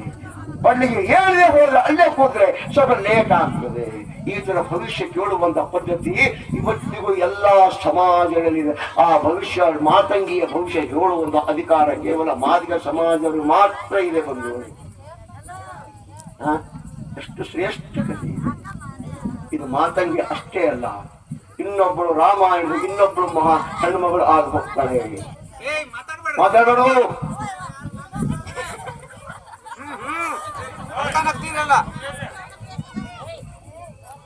ಇನ್ನೊಬ್ಬಳು ಹೆಣ್ಣುಮಗಳಾಗಿ ಹೋಗ್ತಾಳೆ. ಯಾರು ಅಂತ ಹೇಳಿದ್ರೆ ಅವಳ ಹೆಸರೇ ಅರುಂಧತಿ. ಆ ಅರುಂಧತಿಯ ಕಥೆ ಏನು? ವಶಿಷ್ಠ ಮಹರ್ಷಿಗಳು ಧರ್ಮಪತ್ನಿ ವಸಿಷ್ಠ ಮಹರ್ಷಿಗಳ ಮದುವೆ ಆಗಬೇಕಂತ ಹೊರಟಾಗ ಭವಿಷ್ಯಕಾರ ಒಂದು ಮಾತನ್ನು ಹೇಳ್ತಾರೆ. ಏನ್ ಹೇಳ್ತಾರೆ? ಹಾವಿನ ಶಿಂಬೆಯನ್ನ ಮಾಡಿ, ಉಸುಕಿನಿಂದ ಕೊಡವನ್ನ ಮಾಡಿ, ಕಬ್ಬಿಣದ ಕಡಲೆಯ ಚೂರಿನಿಂದ ಸಾರವನ್ನ ಮಾಡಿ, ಉಸುಕಿನಿಂದ ಅನ್ನವನ್ನ ಮಾಡಿ, ಗಿಡದ ಮೇಲೆ ಪಾತ್ರೆಯನ್ನು ಕಟ್ಟಿ ಕೆಳಗಡೆ ಉರಿಯನ್ನು ಹಚ್ಚಿ ಆ ಶಾಖದಿಂದ ಅನ್ನ ಸಾರ ಆಗ್ಬೇಕು. ಯಾರು ಇದನ್ನ ಮಾಡಿ ನಿನಗೆ ಹಾಕ್ತಾರೆ ಅವಳು ಮಾತ್ರ ನಿನ್ನ ಧರ್ಮ ಪತ್ನಿ. ಇಷ್ಟೆಲ್ಲವನ್ನು ಮಾಡ್ತಾಳೆ ಅರುಂಧತಿ. ಅರುಂಧತಿ ಇಷ್ಟೆಲ್ಲವನ್ನು ಮಾಡಿ ವಸಿಷ್ಠ ಮಹರ್ಷಿಗಳ ಊಟವನ್ನು ಬಡಿಸ್ತಾಳೆ. ಆ ಕಥೆಗೆ ಎಷ್ಟು ಚೆನ್ನಾಗಿದೆ ಅಂತ ಹೇಳಿದ್ರೆ, ಇವತ್ತಿಗೂ ಅರುಂಧತಿ ಉತ್ತರ ಭಾರತದಲ್ಲಿ ಆಕಾಶದಲ್ಲಿ 5 ಜನ ಮುತ್ತೈದರಿದ್ದಾರೆ, 5 ಜನ ಪತಿವ್ರತ ಶಿರೋಮಣಿಗಳು ಇವತ್ತಿಗೂ ಆಕಾಶದಲ್ಲಿ. ಸಂಸ್ಕೃತದಲ್ಲಿ ಇವತ್ತಿಗಿದೆ. ಅರುಂಧತ್ಯ ನಸೂಯಾಚ ಸಾವಿತ್ರಿ ಜಾನಕಿ ಸತಿ ತೇಜಸ್ವಿನಿ ಪಾಂಚಾಲಿ ವಂದನೀಯ ನಿರಂತರಂ. 5 ಜನ ಮುತ್ತೈದರು, 5 ಜನ ಪತಿವ್ರತ ಸ್ತ್ರೀಗಳಲ್ಲಿ 2 ಸ್ತ್ರೀಯರು ಇವತ್ತಿಗೂ ಜೀವಂತ ಇವರು ನಕ್ಷತ್ರ ರೂಪದಲ್ಲಿದ್ದಾರೆ. ಮಾದಿಗ ಸಮಾಜದ 2 ಕನ್ಯೆಗಳು, ಒಂದು ಅನುಸೂಯ, ಇನ್ನೊಬ್ಬಳು ಅರುಂಧತಿ. ಉತ್ತರ ಭಾರತದಲ್ಲಿ ಜಾಟ ಪ್ರಜಪೂತ ಬ್ರಾಹ್ಮಣ ಸಮಾಜದಲ್ಲಿ ಮದುವೆ ಆದ ಮರುದಿವಸ ಸಾಯಂಕಾಲ 7:30 ಸಂದರ್ಭದಲ್ಲಿ ಬಾಗಿಲ ಹೊರಗಡೆ ಬಂದು ಗಂಡ ಹೇಳ್ತಾನೆ, ಅಲ್ಲಿ ಕಾಣಿಸುವಂತ ಅರುಂಧತಿಯ ನಕ್ಷತ್ರ, ಆ ಅರುಂಧತಿಯ ನಕ್ಷತ್ರ ಕೈ ಮುಗಿದು ನೀನು ಆಶೀರ್ವಾದವನ್ನು ತಗೊಳ್ಳು. ಏನು ಬೇಡ್ತಿ ಅಂದ್ರೆ ಮನೆ ತುಂಬಾ ಮಕ್ಕಳಾಗಲಿ. 101 ಮಕ್ಕಳನ್ನ ಜನ್ಮ ಕೊಟ್ಟಂತ ಮಹಾ ತಾಯಿ ಅರುಂಧತಿ ಮನೆ ತುಂಬಾ ಮಕ್ಕಳಾಗಲಿ. ಗಂಡನಿರಲಾರದ ಸಂದರ್ಭದಲ್ಲಿ ಮನೆಯಲ್ಲಿ ಇದ್ದು ಶಕ್ತಿಯನ್ನು ಕೊಡುವಂತ ಆ ಭಾಗ್ಯವನ್ನು ಕೊಡುತ್ತಾಯಿ ಅಂತೇಳಿ ನೀನು ಕೇಳೋದು. ಗಂಡ ಹೆಂಡತಿ ನಕ್ಷತ್ರಕ್ಕೆ ಅದನ್ನ ಕೇಳಿ ನಮಸ್ಕಾರ ಮಾಡಿ ವಾಪಸ್ ಮನೆ ಒಳಗಡೆ ಬರ್ತಾರೆ. ನನ್ನ ಮನೆಯ ಮಕ್ಕಳಿಗೆ ಬೇರೆ ಸಮಾಜರು ಇವತ್ತಿಗೂ ಕೂಡ ಯಾವ ರೀತಿ ನೋಡ್ತಾರೆ. ಆದ್ರೆ ನಾವು ಎಂದು ನಮ್ಮ ಮನೆಯಲ್ಲಿ ಮದುವೆ ಆದ್ರೆ ನಮ್ಮ ಅರುಂಧತಿಯನ್ನು ನಮಸ್ಕಾರ ನಾವು ಮಾಡಲೇ ಇಲ್ಲ, ನಮ್ಗೆ ಗೊತ್ತೇ ಇಲ್ಲ. ಇರ್ಲಿ ಬಿಡಿ, ಗೊತ್ತಿಲ್ಲ, ಗೊತ್ತಾಗಬೇಕಾದ್ರೂ ಮಾಡಿ. ಒಂದು ವೇಳೆ ಈ ಪದ್ಧತಿ ಇವತ್ತಿಗೂ ಭಾರತ ದೇಶದಲ್ಲಿ ಕೇವಲ ರಾಮಾಯಣ ಅಷ್ಟೇ ಅಲ್ಲ, ಮಹಾಭಾರತದ ಬರೋಣ. ಮಹಾಭಾರತದಲ್ಲಿ ಕೂಡ ಮಾದಿಗ ಸಮಾಜದ ಇತಿಹಾಸ. ಶ್ರೀಕೃಷ್ಣನಿಗೆ 16,000 ಗೋಪಿಕಾ ಸ್ತ್ರೀಯರಿದ್ರೆ ಒಬ್ಬ ಧರ್ಮ ಪತ್ನಿ ಇರ್ತಾಳೆ. ಆ ಧರ್ಮ ಪತ್ನಿ ಯಾರು ಅಂತ ಹೇಳಿದ್ರೆ ಮಾದಿಗ ಸಮಾಜದ ಕನ್ಯಾ, ಅವಳೇ ಜಾಂಬುವತಿ. ಮಾದಿಗ ಸಮಾಜದ ಕನ್ಯಾ ಶ್ರೀಕೃಷ್ಣನ ಧರ್ಮ ಪತ್ನಿ. ಅವಳಿಗೆ ಮಗು ಆಗ್ತದೆ, ಶಂಕು ಅಂತ ಮಗು ಹುಟ್ಟುತ್ತದೆ. ಶ್ರೀಕೃಷ್ಣ ಮಧ್ಯಪ್ರದೇಶದ ಉಜ್ಜಯಿನಿಯಲ್ಲಿ ಒಂದು ಆಶ್ರಮ ಇವತ್ತಿಗಿದೆ, ಅದು ಸಾಂದೀಪಿನಿ ಆಶ್ರಮ. ಸಾಂದೀಪಿನಿ ಆಶ್ರಮದಲ್ಲಿ ಶ್ರೀಕೃಷ್ಣ, ಬಲರಾಮ, ಕಂಬು, ಈ ಋಷಿಗಳು ಇವರೆಲ್ಲರೂ ಮಹಾಪುರುಷರು ಅಲ್ಲಿ ವಿದ್ಯೆಯನ್ನು ಕಲಿತರು. ಆ ವಿದ್ಯೆಯನ್ನು ಕೊಟ್ಟಂತ ಆ ಸಾಂದೀಪಿನಿ ಮುನಿ ಯಾರು ಅಂತ ಕೇಳಿದ್ರೆ ಅವನು ಮಾದಿಗ ಸಮಾಜದವನು. ಸಾಂದೀಪಿನಿ ಮುನಿ ಮಾದಿಗ ಸಮಾಜದವನು. ಇದು ಮಹಾಭಾರತದ ಕಥೆ. ಬಂಧುಗಳೇ, ಮಹಾಭಾರತ ಇಷ್ಟೊಂದು ಉಲ್ಲೇಖ ಇದೆ. ಎಲ್ಲವನ್ನೂ ಹೇಳಕ್ ಹೋಗಿಲ್ಲ, ಬಿಚ್ಚಿ ಹೇಳಕ್ ಹೋಗಿಲ್ಲ. ನಾನು ಕೇವಲ ಟಚ್ ಮಾತ್ರ ಮಾಡಿದ್ದೀನಿ. ಇನ್ನು ಕೊನೆಯದಾಗಿ ಒಂದು ಸಣ್ಣ ಅಧ್ಯಾಯ ಉಳಿದಿದೆ. ಆ ಅಧ್ಯಾಯನೇ ಕಲಿಯುಗದಲ್ಲಿ ಮಾತಂಗ ಸಮಾಜದ ಆ ಗತವೈಭವದ ಇತಿಹಾಸ ಏನು. ಒಂದೊಂದು ರಾಜ್ಯದಲ್ಲಿ ಒಬ್ಬೊಬ್ಬ, 2-2, 3 ಜನ ಮಹಾಪುರುಷರ ಸಿಗ್ತಾರೆ ನಮಗೆ. ಅದು ಮಾದಿಗರ ಸಮಾಜದ ಹುಟ್ಟುದ್ದು ಮಾದಿಗರ ಮನೆಯಲ್ಲಿ, ಬೆಳಕ ಚೆಲ್ಲುದ್ದು ಸಮಾಜದಲ್ಲಿ, ಹಿಂದೂ ಸಮಾಜದಲ್ಲಿ. ಜನ್ಮ ತಾಳಿದ್ದು ಮಾದಿಗರ ಮನೆಯಲ್ಲಿ. ಶ್ರೇಷ್ಠವಾದ ಆ ದೈವಿ ಕಾರ್ಯ, ಭಗವಂತನ ಕಾರ್ಯ ಮಾಡಿದ್ದು ಹಿಂದೂ ಸಮಾಜದಲ್ಲಿ. ಯಾರ್ಯಾರು ಅವರು? ಒಂದು ವೇಳೆ ಯಾವ ಸಂಗತಿಗಳನ್ನು ನಾನು ಹೇಳ್ತಾ ಇದ್ದೀನಿ, ಎಂಥ ಶ್ರೇಷ್ಠ ಸಂಗತಿಗಳು ನನ್ನ ಮನೆಯಲ್ಲಿ ಅಡಗಿದೆಯಲ್ಲ. ಯಾರ್ಯಾರು ಆ ರತ್ನಗಳು, ಯಾವ್ಯಾವ ಆ ರತ್ನಗಳು ನನ್ನ ಮನೆಯಲ್ಲಿ ಜನ್ಮ. ನನ್ನ ಮನೆಯಲ್ಲಿ, ನನ್ನ ಜೋಗುಡಿಯಲ್ಲಿ, ನನ್ನ ಗುಡಿಸಿನಲ್ಲಿ ನಾನು ಉಂಡಂತ ಚಟ್ನಿ ಭಕ್ರಿಯನ್ನು ತಿಂದು ಲೋಕ ಕಲ್ಯಾಣದ ಕಾರ್ಯವನ್ನು ಮಾಡಿದಂತ ಆ ಶ್ರೇಷ್ಠ ದೇವಾಂಶ ಸಂಭೂತರು ಯಾರು? ಬನ್ನಿ ನಾವು ನೋಡೋಣ. ಉತ್ತರ ಭಾರತ ಬಿಹಾರ ರಾಜ್ಯದ ಆ ಜೋಧ್ಪುರ ಜಿಲ್ಲೆಯ ಚಾಂಗ್ವಾ ಅನ್ನುವಂತ ಹಳ್ಳಿ, ಆರಾ ನಗರದ ಪಕ್ಕದಲ್ಲಿ ಒಬ್ಬ ವ್ಯಕ್ತಿಯ ಜನ್ಮ ಆಗ್ತದೆ, ಬಾಲ್ಯದಲ್ಲಿ ತಂದೆಯನ್ನ ಕಳ್ಕೊಳ್ತಾನೆ, ಶಾಲೆ ಓದ್ತಾನೆ, ತಾಯಿ ಹೇಳ್ತಾರೆ ಬೇಡಪ್ಪ ಶಾಲೆ ಬೇಡ, ಬಡವರು ಯಾಕೆ ಹೋಗ್ತೀವಿ ಶಾಲೆಗೆ, ಇಲ್ಲ ನಾನು ಓದ್ತೀನಿ. ನಗರದಲ್ಲಿ ಶಾಲೆಗೆ ಹೋಗ್ತಾನೆ. ಆ ಸಂದರ್ಭದಲ್ಲಿ ಒಂದು ಸಣ್ಣ ಚಳವಳಿ, ಖಿಲಾಫತ್ ಚಳವಳಿ ನಡೀತದೆ. ಖಿಲಾಫತ್ ಚಳವಳಿಯಲ್ಲಿ ವೇದಿಕೆ ನಿರ್ಮಾಣ ಆಗಿರ್ತದೆ. ಕಾಶಿ ವಿಶ್ವವಿದ್ಯಾಲಯವನ್ನು ಕಟ್ಟಿದಂತ ಮಹಾಪುರುಷ ಮದನ್ ಮೋಹನ್ ಮಾಳವಿಯ ಬ್ರಾಹ್ಮಣ ಇವತ್ತಿಗೂ ಆ ವಿಶ್ವವಿದ್ಯಾಲಯ ಇದೆ. ಆ ಕಾರ್ಯಕ್ರಮಕ್ಕೆ ಅವರು ಬಂದಿರ್ತಾರೆ. ಅಲ್ಲಿ ಒಂದು ಹುಡುಗ ಭಾಷಣ ಮಾಡ್ತಾನೆ. ಆ ಸ್ಟೇಜ್ ಮೇಲೆ ಹೀಗೆ ನಿಂತು ಭಾಷಣ ಮಾಡ್ತಾನೆ. ಆ ಭಾಷಣ ಮಾಡುವಾಗ ಮದನ್ ಮೋಹನ್ ಮಾಳವಿಯರ ದೃಷ್ಟಿ ಆ ಹುಡುಗನ ಮೇಲೆ ಹೋಗ್ತದೆ. ಯಾರೀ ಹುಡುಗ? ಶ್ರೀಮಂತ ಮಗನಾಗಿದ್ರೆ ಗೊತ್ತಾಗ್ತಿತ್ತು, ದೊಡ್ಡ ಸಮಾಜದಲ್ಲಿ ಹುಟ್ಟಿದ್ರೆ ಗೊತ್ತಾಗ್ತಿತ್ತು, ರಾಜನ ಮಗನಾಗಿದ್ರೆ ಗೊತ್ತಾಗ್ತಿತ್ತು. ಯಾರಿಗೆ ಗೊತ್ತಿಲ್ಲ, ಶಾಲೆ ಕಲಿಯೋ ಹುಡುಗ ಬಸ್ ಇಟ್ಟಿ. ಹಾಗೆ ಹೇಳ್ತಾನೆ, ನಾನು ಇಂಥ ಮಾದಿಗರ ಮನೆಯಲ್ಲಿ ಹುಟ್ಟಿದವನು, ನನಗೆ ತಂದೆ ಇಲ್ಲ, ನಾನು ವಿಷಯವನ್ನು ಶಾಲೆಯಲ್ಲಿ ಇಲ್ಲೇ ಓದ್ತಾ ಇದ್ದೀನಿ ಅಪ್ಪ, ಎಲ್ಲವನ್ನು ತಿಳ್ಕೊಳ್ತೇನೆ. ನಾನು ಒಂದು ಶಾಲೆಯನ್ನು ಕಟ್ಟಿದ್ದೀನಿ, ನಾನು ಒಂದು ವಿದ್ಯಾಲಯವನ್ನು ತೆರೆದಿದ್ದೀನಿ, ಅಲ್ಲಿ ಬಂದು ನೀನು ಶಿಕ್ಷಣವನ್ನು ಮುಗಿಸು. ಎಲ್ಲಿ? ಕಾಶಿಗೆ. ಆ ಮಗುವಿನ ಕೈ ಹಿಡ್ಕೊಂಡು ಹೋಗ್ತಾನೆ ಒಬ್ಬ ಬ್ರಾಹ್ಮಣ, ಮದನ್ ಮೋಹನ್ ಮಾಳವಿಯ. ಆ ಮಗುವನ್ನ ಕರ್ಕೊಂಡು ಹೋಗ್ತಾನೆ, ಅಲ್ಲಿ ಆತಗೆ ಶಿಕ್ಷಣ ಕೊಡ್ತಾನೆ. ಆ ಶಿಕ್ಷಣ ಕೊಡುವಾಗ ಅನೇಕ ಸಂಗತಿಗಳನ್ನ ವಿಚಾರ ಮಾಡ್ತಾನೆ. ಅಲ್ಲಿ ಒಳ್ಳೆಯ ವಾತಾವರಣ ನಿರ್ಮಾಣ ಆಯಿತು. ಆಗ ಪ್ರತಿ ತಿಂಗಳು 20 ರೂಪಾಯಿ ಅವರಿಗೆ ಸಂಭಾವನೆ ಬರ್ತಿತ್ತು, ವಿದ್ಯಾರ್ಥಿ ವೇತನ ಬರ್ತಾ ಇತ್ತು. ಇವತ್ತಿನ ವಿದ್ಯಾರ್ಥಿ ವೇತನ ಜಾತಿಯ ಹೆಸರಿನ ಮೇಲೆ ವಿದ್ಯಾರ್ಥಿ ವೇತನ. ಆದ್ರೆ ಮದನ್ ಮೋಹನ್ ಮಾಳವಿಯವರು ಕೊಟ್ಟದ್ದು ವಿದ್ಯಾರ್ಥಿ ವೇತನ ಜಾತಿಯ ಆಧಾರದ ಮೇಲೆ ಅಲ್ಲ, ಜಾತಿಯ ಆಧಾರದ ಮೇಲೆ ಅಲ್ಲ. ಆ ವಿದ್ಯಾರ್ಥಿ ವೇತನ ಆತನ ಬುದ್ಧಿವಂತಿಕೆಯ ಮೇಲೆ, ಆತನ ಜ್ಞಾನದಿಂದ, ಆ ಒಂದು ಬುದ್ಧಿವಂತಿಕೆ, ಆ ಜ್ಞಾನವನ್ನು ನೋಡಿ 20 ರೂಪಾಯಿ ಆಗ ಮದನ್ ಮೋಹನ್ ಮಾಡಿದ ಶಿಷ್ಯ ವೇತನವನ್ನು ಕೊಡ್ತಾ ಇದ್ರು. ಆ ಮಗು ಬೆಳೆದು ದೊಡ್ಡದಾಗಿ ರಾಜಕಾರಣದಲ್ಲಿ ಮಹಾನ್ ಕೆಲಸವನ್ನು ಮಾಡುವ, ಕೊನೆಗೆ ಭಾರತ ದೇಶದ ಉಪಪ್ರಧಾನ ಮಂತ್ರಿಯಾದ. ಉಪಪ್ರಧಾನ ಮಂತ್ರಿನ ಹುಡುಕೊಂಡು ಹೋಗಲಿಲ್ಲ. ಆ ಉಪಪ್ರಧಾನ ಮಂತ್ರಿಯ ಸ್ಥಾನ ಆತನ ಕಾಲದ ಕೆಳಗಡೆ ಬಂದು ಬಿತ್ತು. ಅದೇ ಮಹಾಪುರುಷ ಡಾಕ್ಟರ್ ಬಾಬು ಜಗಜೀವನರಾಮ್ ಹುಟ್ಟಿದ್ದು ಮಾದಿಗರ ಮನೆಯಲ್ಲಿ. ಅಲ್ಲಿ ಸ್ವಲ್ಪ ಜಾತಿ ವ್ಯತ್ಯಾಸ, ಚಮ್ಮಾರ, ಆದ್ರೆ ಒಂದೇ. ತಮಿಳುನಾಡಿಗೆ ಹೋದ್ರೆ ಅಲ್ಲಿ ಅರುಂಧತಿ ಮಕ್ಕಳನ್ನು ಕರಿತೀವಿ, ಇಲ್ಲಿ ಮಾದಿಗಳು ಎಲ್ಲವೂ ಒಂದೇ. ಇದು ಉತ್ತರ ಭಾರತದಲ್ಲಿ ನಮ್ಮ ಸಮಾಜ ಹುಟ್ಟಿದ ಈ ದೇಶದ ಉಪ ಪ್ರಧಾನ ಮಂತ್ರಿ ಆಗಲ್ಲ. ಎಷ್ಟು ಗೌರವ ಬೇಕು ನನಗೆ, ಎಷ್ಟು ಹೆಮ್ಮೆ ಇರಬೇಕು ನನಗೆ, ಎಷ್ಟು ಶ್ರದ್ಧೆ ಇರಬೇಕು ನನಗೆ ಅದರ ಬಗ್ಗೆ. ಅದಕ್ಕಾಗಿ ನೀವು ವಿಷಯವನ್ನು ತಗೊಂಡ್ಕೊಡ್ತಿದ್ದೀನಿ ಬಂದ ನಾನು. ಕೆಳಗಡೆ ಬರೋಣ.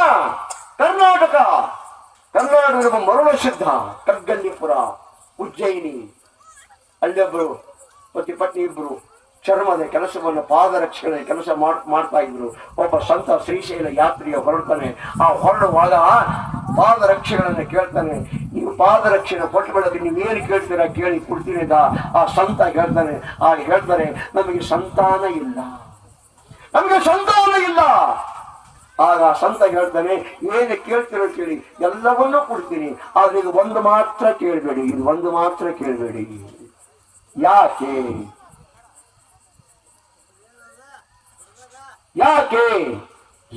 ಕೇಳಿದಾಗ ಆತ ಕೊನೆಗೆ ಹೇಳ್ತಾನೆ, ಏನ್ ಹೇಳ್ತಾನೆ ಅಂತ ವಿಚಿತ್ರ, ಎಲ್ಲವನ್ನೂ ಬೇಡ, ಇದು ಒಂದು ಮಾತ್ರ ಕೊಡುವಂತಂದ್ರೆ ಒಳಗೆ ನಾನು ಕೊಡ್ತೀನಿ, ಆದ್ರೆ ಒಂದು ಮಾತ್ರ ನೆನಪಿಟ್ಕೊಳ್ಳಿ, ಏನದು, ಗಂಡು ಮಗುವನ್ನು ನಿಮಗೆ ದಯಪಾಲಿಸ್ತೀನಿ. ಆದ್ರೆ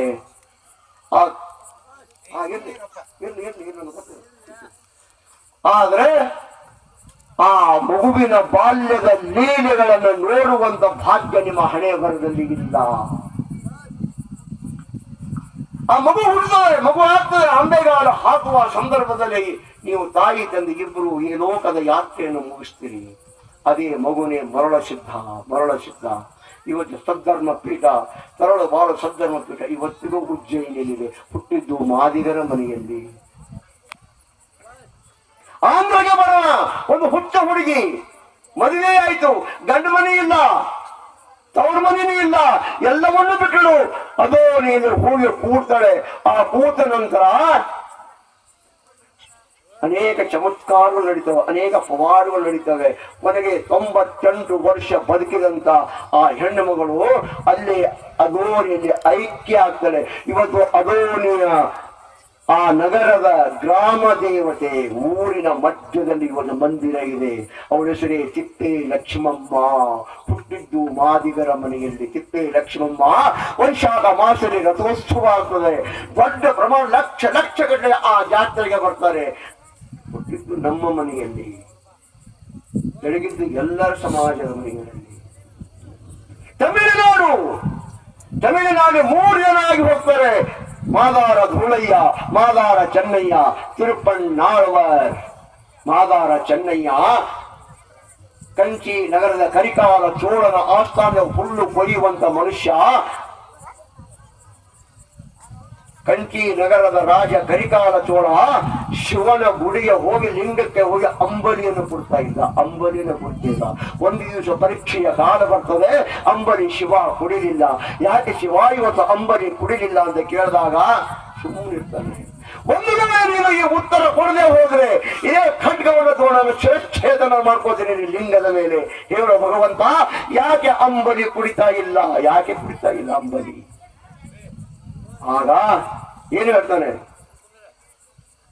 ನಾನು ಇವತ್ತು ಒಬ್ಬ ಭಕ್ತನ ಮನೆಗೆ ಹೋಗಿ ಅಂಬಲಿಯನ್ನು ಕುಡಿದು ಬಂದೆ, ಹೊಟ್ಟಿ ತುಂಬಿದೆ. ಹೋಗ ರಾಜ, ನಾಳೆ ಬಂದ ನಿನ್ನ ಮನೆಯ ಅಂಬಲಿನ ಕುಡಿತೀನಿ, ಹೋಗು.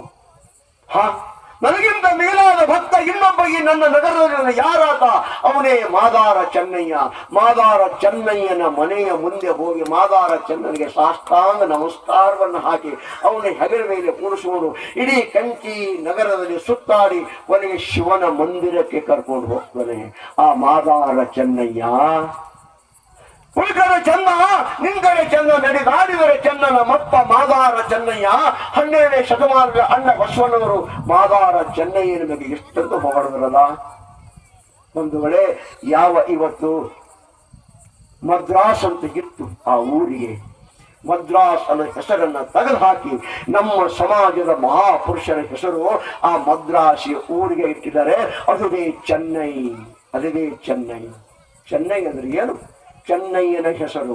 ನನ್ನ ಮನೆಯಲ್ಲಿ ಹುಟ್ಟಿದ ಒಬ್ಬ ಮಗುವಿನ ಆ ದೇವಾಂಶ ಸಂಭೂತನ ಹೆಸರು ಇವತ್ತು ತಮಿಳುನಾಡಿನ ರಾಜಧಾನಿಗೆ ಹೆಸರು ನಾಮಕರಣ ಆಗಿದೆ. ಬಂಧುಗಳೇ, ಮಾದಾರ ಧೂಳಯ್ಯ ನಿತ್ಯವೂ ಪಾದರಕ್ಷೆಯ ಕೆಲಸವನ್ನು ಮಾಡ್ತಾ ಇದ್ದ. ಶಿವ ಬಂದು ಮನೆ ಮುಂದೆ ನಿಂದಿರ್ತಿದ್ದ. ಮಾದಾರ ಧೂಳಯ್ಯ ನೋಡ್ಲಿಕ್ಕೆ ತಯಾರಿಲ್ಲ. ಪರೀಕ್ಷೆಯ ಕಾಲ ಬಂತು. ಯಾವ ಚರ್ಮವನ್ನ ಕೊಯ್ಯುವಂತ ಆ ಎತ್ತಿಗೆಯಲ್ಲ, ಎತ್ತಿಗೆಯ ತುದಿಯ ಮೇಲೆ ಶಿವ ಬಂದು ನಿಲ್ತಾನೆ. ಈಗಾದರೂ ನೋಡು ಧೂಳಯ್ಯ, ಈಗಾದರೂ ನೋಡ್ತಾನೆ. ಶಿವನ ದರ್ಶನ ಕೊಟ್ಟ ಕಾಯಕದಲ್ಲಿ ಶಿವ ಅವನಿಗೆ ಧೂಳಯ್ಯನಿಗೆ ದರ್ಶನವನ್ನು ಕೊಟ್ಟ. ಮಾದಾರ ಧೂಳಯ್ಯನ ಭತ್ತದ ಮೋಡಿಯ ನೀರಿನಿಂದ 70 ಜನ ಕುಷ್ಠ ರೋಗಿಗಳು ಅದರಿಂದ ಮುಕ್ತರಾಗುವುದು ಇತಿಹಾಸಕಾರರು ಬರೀತಾರೆ. ತಿರುಪಣ್ಣಾಳ್ವಾರ್ ರಂಗನಾಥನ ಮಂದಿರದ ಎದುರುಗಡೆ 60 ವರ್ಷಗಳ ಕಾಲ ವೀಣೆಯನ್ನು ಬಾರಿಸಿ ಕೊನೆಗೆ ಭಗವಂತ ಅವನಿಗೆ ಪ್ರತ್ಯಕ್ಷನಾದ. 10 ಜನ ಬ್ರಾಹ್ಮಣ ಗುರುಗಳು ಆಳುವ ಬ್ರಾಹ್ಮಣರಿಗೆ 11ನೆಯ ಗುರು ಮಾದಿಗ ಸಮಾಜದನಾದ ಅವನೇ ತಿರುಪಣ್ಣಾಳ್ವಾರ್. ಇವತ್ತಿಗೂ ಆತನ ಮಂದಿರ ಇದೆ. ಕರ್ನಾಟಕದಲ್ಲಿ ರಾಜ್ಯವನ್ನು ಕಟ್ಟಿ ಕೋಟೆ ಪಟ್ಟಣಗಳನ್ನು ಕಟ್ಟಿ ರಾಜನಾಗಿ ಬೆಳೆದ ತುಮಕೂರು ಜಿಲ್ಲೆ ಮಧುಗಿರಿ ಬೆಟ್ಟ, ಮಧುಗಿರಿಯ ಪಕ್ಕದಲ್ಲಿ ಆತನೇ ಕೊರಂಗರಾಯ. ಕೊರಂ ಕೋಟೆ ಇವತ್ತಿಗೂ ಹೆಸರಿನಿದೆ. ಅವನು ಯಾರು ಅಂತ ಹೇಳಿದ್ರೆ ಮಾದಿಗ ಸಮಾಜದವನು. ತೊಗಲಿನ ನಾಣ್ಯವನ್ನು ಮಾಡಿ ವಿದೇಶಿಗರಿಂದ ಬಂಗಾರವನ್ನು ತಗೊಳ್ತಿದ್ದ. ಇಂಥ 17ನೇ ಶತಮಾನದಲ್ಲಿ ಕೊರಂಗರಾಯ ಹುಟ್ಟಿದ್ದು ನಮ್ಮ ಸಮಾಜದಲ್ಲಿ.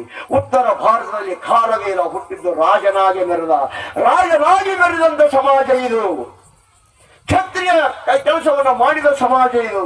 ಈ ಕಾಯಕ ಕೇವಲ ಮಧ್ಯದಲ್ಲೇ ಬಂದುದು ಮಾತ್ರ. ಬಂಧುಗಳೇ, ಇಷ್ಟು ಅನೇಕ ಸಂಗತಿಗಳನ್ನು ಮುಂದೆ ಇಟ್ಟಿದ್ದೀನಿ. ಇದು ಹುಡುಕೊಂಡು ಹೋದ್ರೆ ನಿಮಗೆ ಪುಸ್ತಕ ಸಿಗುವುದಿಲ್ಲ. ನಾನು ಹೇಳಿದಂತಹ ಎಲ್ಲ ಸತ್ಯ ಸಂಗತಿಗಳನ್ನು ನಿಮ್ಮ ತಲೆಯಲ್ಲಿ ಸುಂದರವಾದ ಸಮಾಜವನ್ನು ಕಟ್ಟೋಣ. ನಮ್ಮ ಮಕ್ಕಳಿಗೆ ವಿದ್ಯಾವಂತರನ್ನಾಗಿ ಮಾಡೋಣ. ಒಂದು ಮನೆಯನ್ನ ಕಟ್ಟಬೇಕಾದ್ರೆ ಬುನಾದಿ ಗಟ್ಟಿ, ಆ ಬುನಾದಿನೇ ನನ್ನ ಸಂಸ್ಕೃತಿ, ನನ್ನ ಘನ ಪರಂಪರೆ, ನನ್ನ ಇತಿಹಾಸ. ಈ ಸುಂದರವಾದ ಈ ದೇವಲೋಕದ ಜನಾಂಗದ ಇತಿಹಾಸ ಎಷ್ಟು ಸುಂದರ ಇದೆ. ಎಂತಿಂತ ಮಹಾಪುರುಷರ ಜನ್ಮ ಪಟ್ಟಂತ ಸಮಾಜ ಇದು. ಇವತ್ತಿಗೆ ಸಮಾಜ ಇನ್ನೊಬ್ಬರಿಗೆ ಆಕ್ರಮಣ ನೀತಿಯಲ್ಲಿ ಕೆಲಸ ಮಾಡುವುದು ಅಲ್ಲ. ಈ ಸಮಾಜ ಇವತ್ತಿಗೂ ಕೂಡ ಸೇವೆ ಅನ್ನೋದು ಅದು ಭಗವಂತನ ಕಾರ್ಯ. ಆ ಕಾರ್ಯದಲ್ಲಿ ಇವತ್ತಿಗೂ ಆ ಕೆಲಸವನ್ನ ಮಾಡ್ತಾ ಇದ್ದೀವಿ ಬಂಧುಗಳೇ. ಇಂಥ ಶ್ರೇಷ್ಠವಾದ ಸಮಾಜ ಹಾಳಾಗಬಾರ್ದು. ಒಂದು ವೇಳೆ ಸಮಾಜ ಹಾಳಾಗಲು ಒಂದೇ, ಭಾರತ ನಿರ್ನಾಮ ಆಗುವುದು ಒಂದೇ. ನೆನಪಿರಲಿ, ಭಾರತ ಶಕ್ತಿಶಾಲಿ ಆಗಬೇಕು, ಧಾರ್ಮಿಕ ನೆಲಗಟ್ಟಿನ ಮೇಲೆ ನಿಲ್ಲಬೇಕಾಗಿದ್ರೆ ಈ ಭಾರತ ದೇಶದ ಮಾದಿಗ ಸಮಾಜ ಯಾವ ಹೆಸರು ಮೇಲೆ ಇವತ್ತು ಬದುಕಿದೆ ಆ ಸಮಾಜ ಬದುಕಬೇಕು. ಯಾಕೆ? ಪುಣ್ಯವಂತರ ಮನೆಯಲ್ಲಿ ಈ ದೇಶದ ಚಿತ್ರವನ್ನು ಬದಲಾಯಿಸುವಂತ ಮಹಾಪುರುಷರ ಜನ್ಮ ಕೊಡುವಂತ ಸಮಾಜ ಇದು ಬಂಧುಗಳೇ. ಈ ಸಮಾಜ ಹಾಳಾಗಬಾರದು, ಈ ಸಮಾಜ ಬೆಳಿಬೇಕು, ಈ ಸಮಾಜ ಉಳಿಬೇಕು ಅನ್ನುವಂತ ಮಾತನ್ನು ಹೇಳ್ತಾರೆ. ನನ್ನ ಮಾತಿಗೆ ವಿರಾಮ ಹೇಳ್ತಾ ಇದ್ದೀನಿ. ಸರ್ವರಿಗೂ ನಮಸ್ಕಾರ.